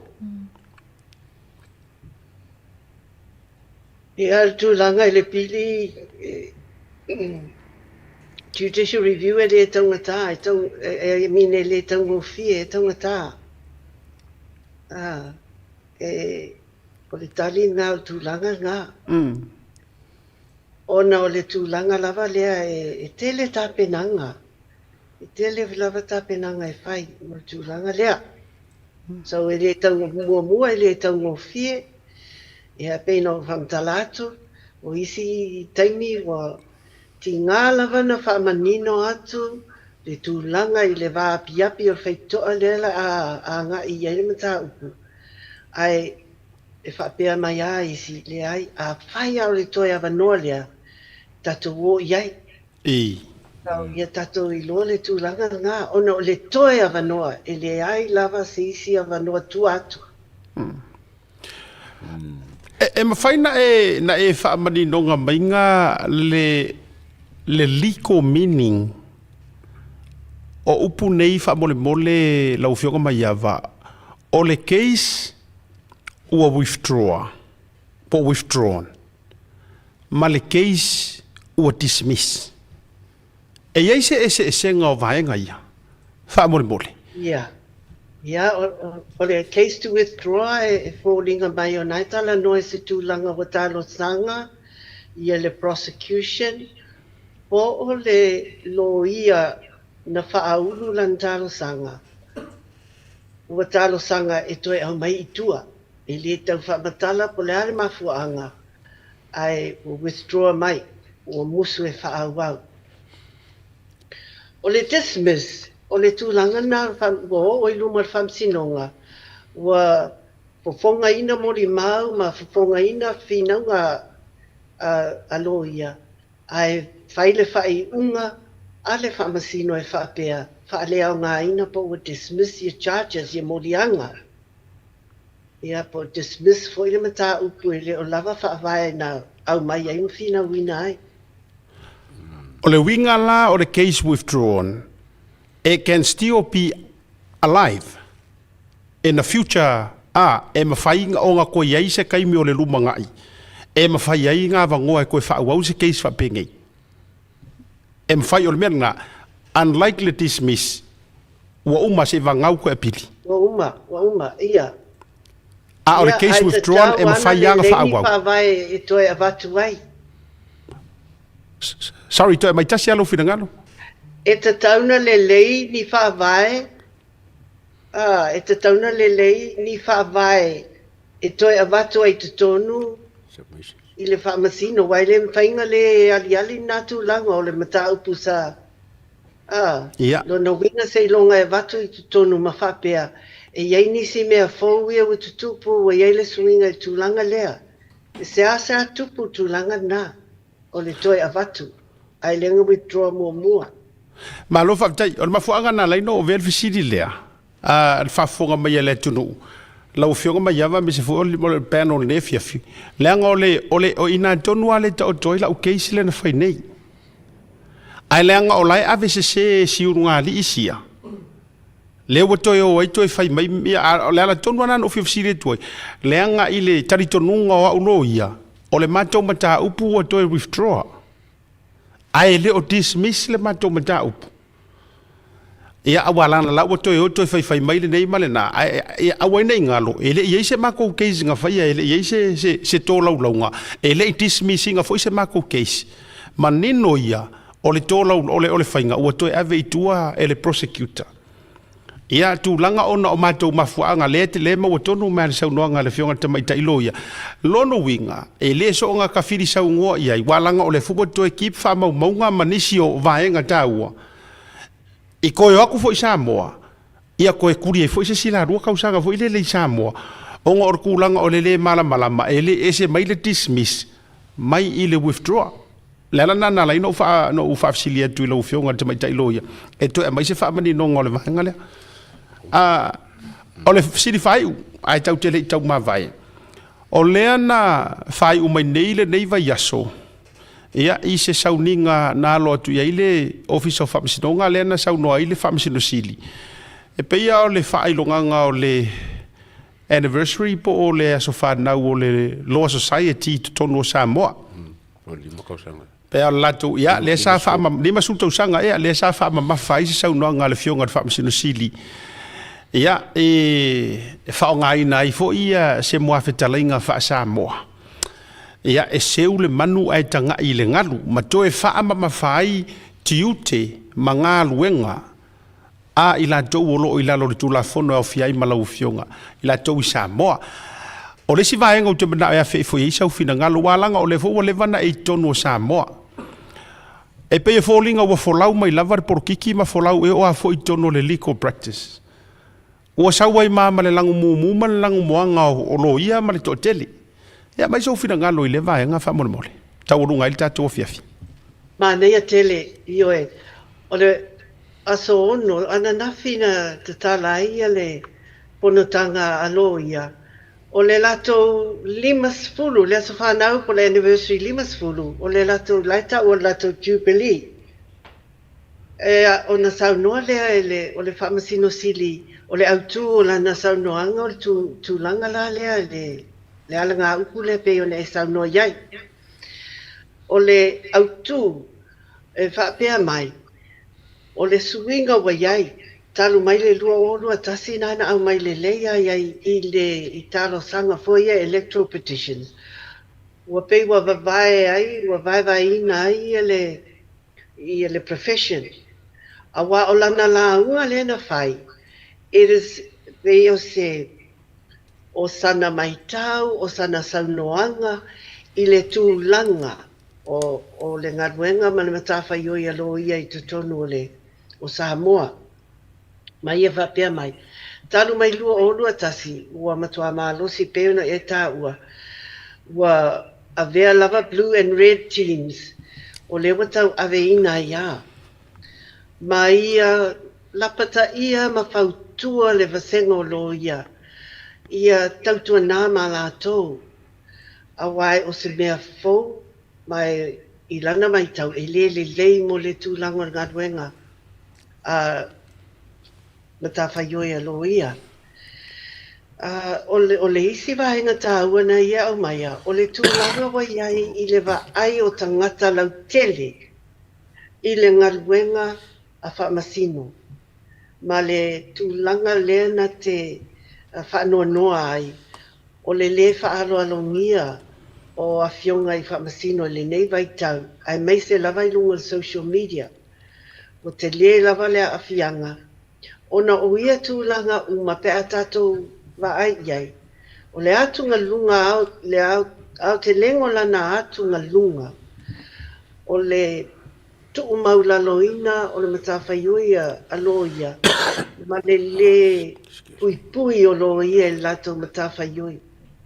A wai so se loia e ioe tau e whinau mo lana client. Ai laua lunga I mea uma. O lana matafa ioi malanga tute a nga I le whaamasinonga. E lona winga e te le whinau atu a tingana I loa e se sea wa iaia e nisi tūlanga o whaatino. Your foremost duty is to the court to represent your client transparently. Peila e tāua te lele launga I whamasino, ma au te mai tauina fo I tonu anisi, fo I platform, wai le ngā tia sa o share inga fo ia le launga le whamasino siri. Ia, ai o mai tauina lava le tele o whiitanga I ma upu fo I lele wa tuu maulalo ina I le whamasinonga. Wa utoe a vea la I lalo la ua post. Ona wa ulangona, pe la atangia lava le mea le sau noa ai le whamasino sili. O le tūlanga lana ese le tāu o le lato theme le nei tau sanga. Po I leo le va ai le tuanai a wale lumanai. Ia ai e moni le tūlanga atonu le tau te sira fia uma. A wā fo I tatu tangata o kele inga papea a iai sau mata upu. E o wafua le lo ia e te alu ia I lunga o sau I loa po wherwa inga upu whai e iai. Which is It's sad. It's sad in a way. Ia ai o mo paua me wo ia nei vai tau. Ai tātou talo sia. Ma o i lele tātou tala noa i fo i wae o le pūkalamele o Tautai A'e te le fo i lana influence. E te le lava lana whautuanga māpopo inga e mawhaina ave. Ina ia tātou fo i lele toi tau mawhai fo i le tūlanga lea. Build up confidence in the legal profession and the judges. Ia la whangata mai i ngā sau tala asiata. Malo. Ai pei o le langona na o tā ua le mata upu wala ngā mai i lana fionga. O na o tūlanga i ana langona. It's like a state of the profession speech le mea leana sau noa i lana fionga. Malo whaftai ono o le tātou, te mi whaftai tele lava i lau sao, e ei fo i le taritonunga. Ia, ole a whaawawa tili ei fo inisia so i luma, o a fo i mata upu wha le tulafono, ia, ole a whiatu. Ia, ina ia mai fo i so sao lau whioga le wharetua, po lau sunga tamai tailo ia. Ia, awa fo i le fonga ino le maru lau telo le aturu, ai po le reivanga o le afiafi. Ia, o telo le a tātou whamawai ia. Ia, ni te ua i se vai ngai te fia, a sau no fai wai, otherwise, ia, ole a tātou whamawai ne vanga o le afiafi marangang whaaloalo. Whaftai tele mo le awa noa, mua le nā. Lona lua, ia e whaatalo whaatu i le pa ia mamalu o le vaenga o le fast, le ainga le fast i Melbourne. I le whaafeirua inga fo i si koe ingo li ngei ainga i atu i ana po. Ia asiata le ataua ai o le mea le wa koe o i mea sa iai Amerika wa toi ti le limousine. Kalo pai, ia whaafetai lava i le tatou ainga Melbourne ono o le whaafeirua inga fia ma le latou mawhtanga fia o lo maua. Le a fionga le anawa o taua ia te o Anthony Sophie. Ia pa i o le lau o le fast i Melbourne e a fionga ia sala le peilau tusi. Ia, ma e umo le au lango, ma a inga ma wo, pa fitai tele mo le lango o tae au le wha moe, ia naua i lunga le Facebook e le tuatusi, a wase tau mawhainga. Ia, pa malia atu se upu wa se atu i leia fiafi. E iai foi le langona. Ia, whaamangalo mai nei tangata pe a whai e eisi si o i tamai i aso ka blue way. E ai, o le mea i heita mao le ainga, o i ngā foi ute iai e leo, i o e leo whaingatā lava le nā whiringa, o le mea i heitu ia, o a ufo le nā.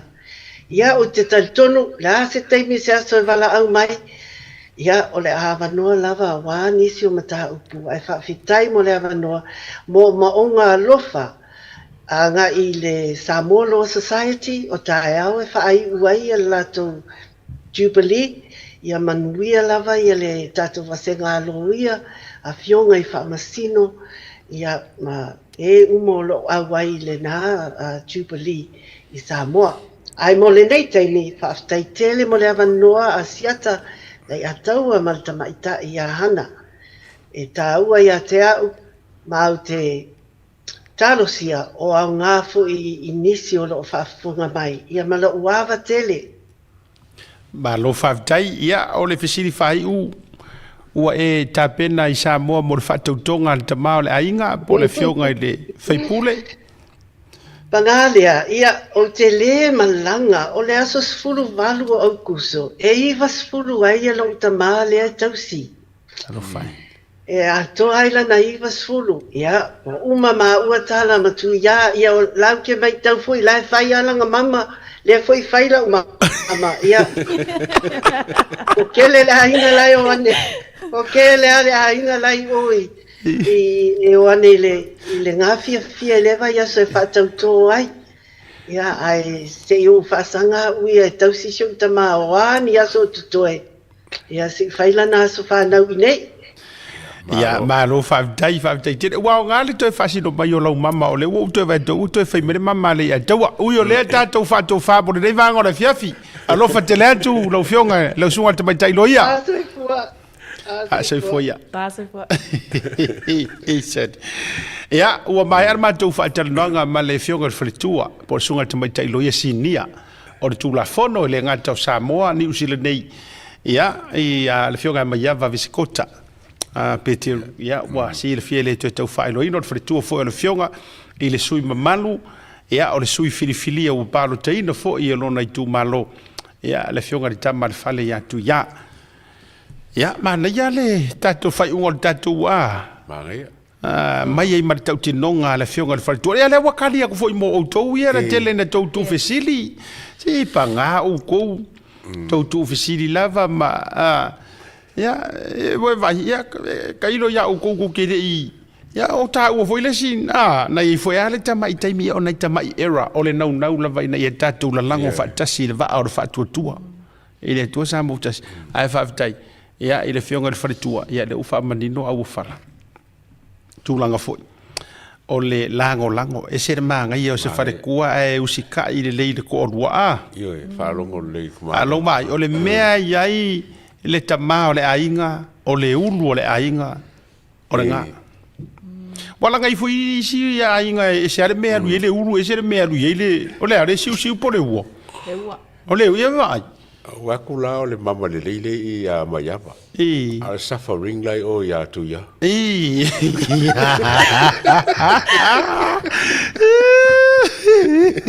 paro tu ya lo fa ya o te loa wa o ye nisi au tapa hana Tere la wala o tape nanga pa o le kaimi. Ya. We can save it for Monday. Yes, absolutely. E pule awe, ai mga o agau ke overtime mai I kau ke alo rai o le tunu na mkwa fia fa no no ngom fia fa ai mana save it for Monday. Save for Monday is Friday. Fia paki fo I. Fa roinga. Ya. Fa roinga. Ya. Wa manu malo le yoi. Ai tau tele yoi le matato wo le fale. Ya. Na I fa murianga nei o na ia soifua. Ya ole tau mai le ofisa de vaga fiafi ole atoanga ole iva sumare tolu tu sanga ole tama matua ia laupua sili ole aso fa nau le mo le aso ataiao peitai ia fa malulu watu ia ana maloilanga ele se ka ko ia ka ole skonga ka ia ale la wa vatu nei le aso fa nau se utua iva se fulu mare tolu tu sanga ole tama matua ia laupua sili happy birthday ya mo el tamamu ia ropua sa mo ia ro soifua mo ia lo was soifua o le sia so fa na o le fa na o so fa fu se I mene o le to fine ia Anna Lawrence a toanga o le lima se fulu ma le tolu tau sanga ile so happy birthday Anna vai tautai A'e fans number 1 to fine ia ana ile misi tatou barbecue ia masalina fai ya me se foi kasi ka fai sosi manga ya o sioki foi mako chili sauce foi ai fabri telele tu ya I o luas soifua ya I fabra tu foi le so ya te lo na paula le dawa mana mo ia sapa Happy Father's Day. Happy Father's Day. Mo Samoa. Happy Father's Day. Happy Father's Day. Ole I fa manuianga ia na mai le afionga le aur malo. Ia me se fo le fionga le lipa le mia. Ia mo le fa manuiina o aso le sauta ma mo o to mai Samoa ta ma mo se tatu tunu langa o ka ko New Zealand le yo ka ko soko ma. E so maro lo fu Samoa. Na o ke le lo peso maro lo Samoa. Le ai pia Samoa langa mangkuanga le ko fa ka wa inga ku le e pa ia ngai kama. Ngau ki ngare nga so malo lo senga. Iyo, ya ole famunianga na ya mai le tama o lo tatou watuno u. Le fionga le li pa le mia, sunga le lauli le mali toa, polata I va fosi shmen. Ya I tama uma e meso si o tatou watuno u tonu la vo Samoa. Fa manuia le to waso soifua. O le fo o mai tatou official fa manuianga. A le fionga I le au mamalu le tatou malo. A mamalu le malo ia lana fionga ia I le tui ma le li fano va le toa so lau vi le lua mo modi ai ona lo faanga ma fa manuianga I tama uma o si o tātou o tunu I Samoa. Ia, matama fo I lunga o proklami o le tātou Tautai A'e, mai le tama ia le I ataua. I tama uma. Ia, manuia le asao tama. A siata le I ataua me se fo yohana, mātou whātou whātu, soifua ma ia manuia.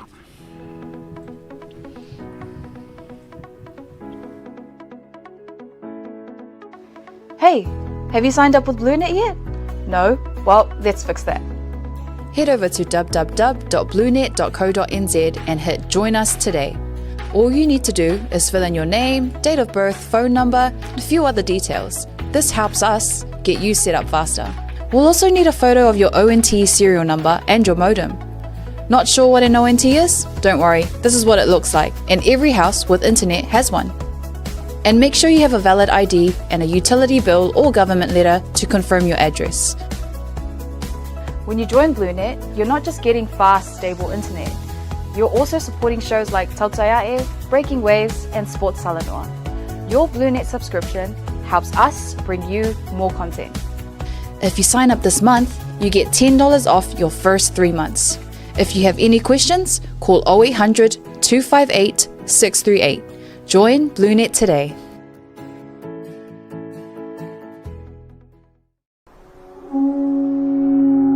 SMI Hardware is proud to be Samoa's leading provider of high-quality steel, metal, and roofing solutions. Colours inspired by the heart of Samoa, from the deep blues of our ocean to the warm natural tones of our fala and tapa.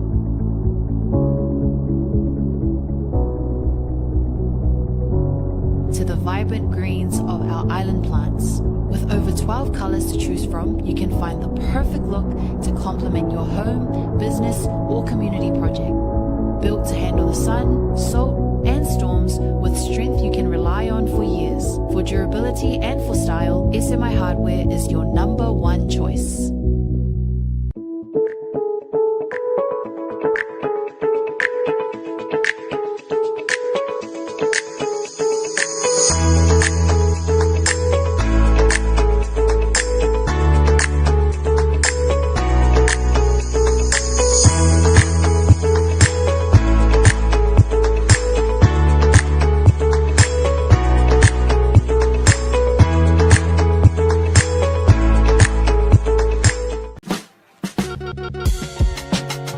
There is no better way to support the 685 than to buy locally sourced goods. Here at Tasi Market, owned and operated by Samoans for the Pacific.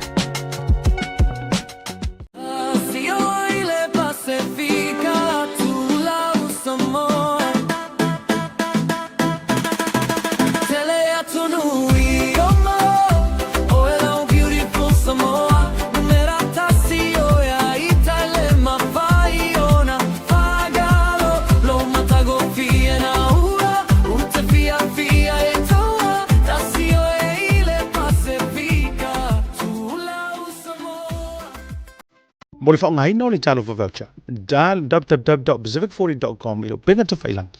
O na whiriwhiri leo le au nanga I te whia whaongaina e pei o whātaunga, prepaid, pili o le vai, pili o le moli. E mwhewhanau tuai le ta vale le ngata whaulea. Tūlanga tau I tau mafa, ia po se keke o le whaipuiponga māso whanau, e mawhai fōi o na okai, tau o le whausiaino whale, mauta malawa I Samoa.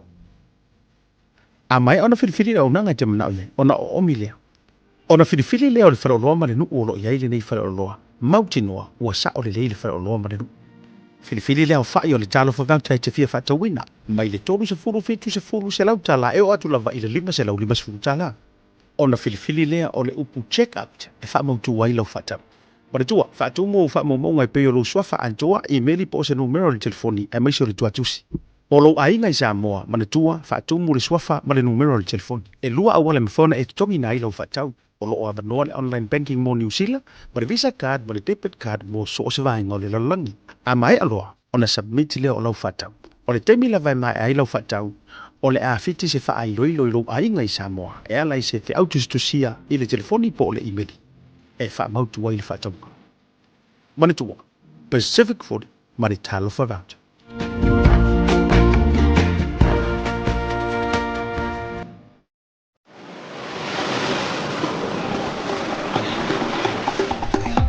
Soifua manue malalangi ma. O lo ingo o matai a leo tasi nau mea tau whao. O a ua lawyer Samoa I nei mato officer o le WT Compensation Lawyers. Mātou te fisosoani tangata o a whaina mai ta avale, whale whenga luenga na superannuation claims. O le manulauti o le mātou au-aunanga ina ia avele mātou ofisa e whai ma faʻasoani I tangata uma o le Pasifika. Ai sea, a wai tā ua e le mātou ofisa, tangata o le Pasifika. A whai o e se tangata e mana o mea se fisosoani, wala au mai tatou ofisa nei Crispini Australia el o fitu, tolu iwa lua whai wa lima whawha.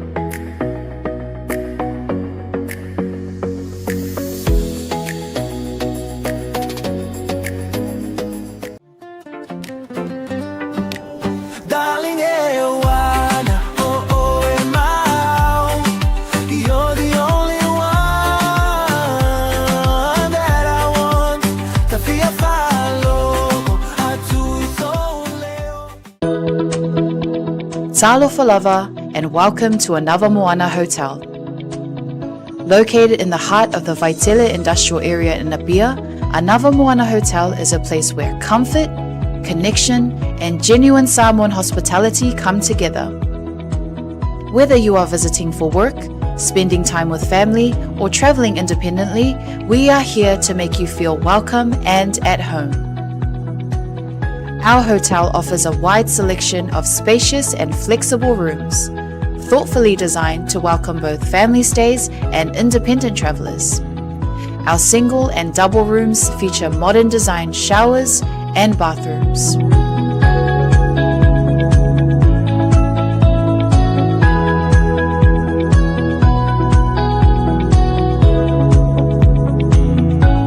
Our family rooms are generously sized and thoughtfully set up to accommodate families of all needs, offering a relaxed and welcoming space where parents and children can rest, connect, and enjoy quality time together after a full day. Designed with both comfort and practicality in mind, these rooms are ideal for longer stays and family visits. Anavamoana Hotel also offers well-appointed conference and function rooms that are ideal for meetings, workshops, family gatherings, and special events such as birthdays or weddings. Whatever the occasion, our spaces are prepared with care to support connection, productivity, and celebration. With restaurants and food spots conveniently located nearby, you'll be surrounded by great dining options and warm hospitality throughout your entire stay. Book your stay with us today and receive a special discount when you mention Hana, Asiata, or Martin upon check-in. Visit our website www.anavamoana.com.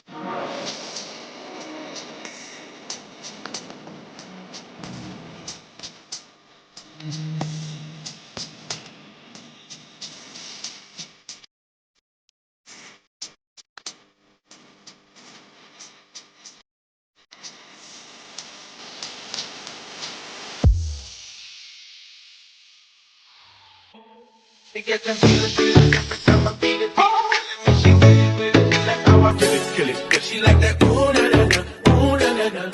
She like that ooh na na na, She get them feelings every time I beat it. Telling me she with it. She like how I kill it. Cause she like that ooh na na na, ooh na na na. She like that ooh na na. Yeah. Welcome home, where every guest is treated like a VIP. As you get ready for your departure, begin your journey at the main terminal check-in. From there, head to the VIP terminal on the left and make your way through security. Then, step into a space that feels refreshingly different, modern, newly upgraded and designed with you in mind. At Paleolo Airport, VIP isn't exclusive, it means everyone matters. Relax in a calm, air-conditioned lounge, catch up on cable TV, or simply unwind in a quiet, comfortable setting.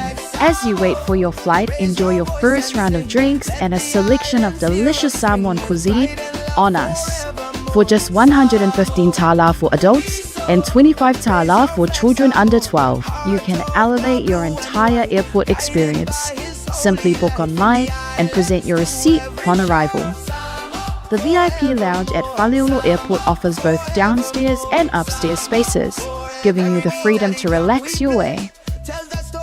Whether you're sending final emails, joining a Zoom call, or just seeking a moment of comfort before takeoff, this is your place. Talo for lover and welcome.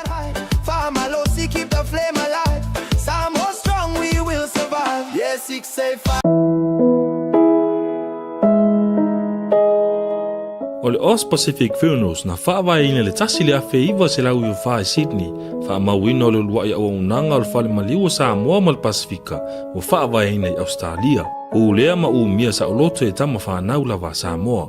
O stilia ma le tolu sultausanga o lana tautua whaamama avenga mo tātou tangata, o tele leanga waa il whaafoina o le au unanga, ma ua matua fo ile iloa le tautua. Mātou te mawhai lava o na mātou malanga atu I maota malawa so se taimi whaatala noa ina mta upu uma I ta pena I aile whai ngā malanga, mo le ua wala au I aile atua. E ave se aile atua tu vale mane le mautono a inga whaanoa noa, e le a whaina po le hale taimi. E tā ua I mātou o tātou tūmanga no ua malu, ma o lana anavatau ave lava lea. Dignity of traditions is our service. E tautua le luas fulfai tūla I le fitu aso lwa yaso, mātou te ngālu lua E tūsam whina ngalo mana onga o ainga, ai leo so mātou manao. Mo le fia māla malama atili o na sila sila mwhaitau māla malama lea I mātou tūlau whamtalanga le website www.auspacificfunerals.com.au po le telefongi le tutongia tasi tolu se lau, valu ono, fitu o, le national, o lua fitu lua, fitu wha valu tolu. O le mātou telefoni fia viai, o whaari mo o, tolu tasi wha, iwa lua. Ma fesili mo rata maitai pule, na omi ma sina mua. Mana tua na ile tautua le Aus Pacific Funerals Australia, lo whale maliu le mo moe, ai tautua ina o ile alofa mal wha ma avenga.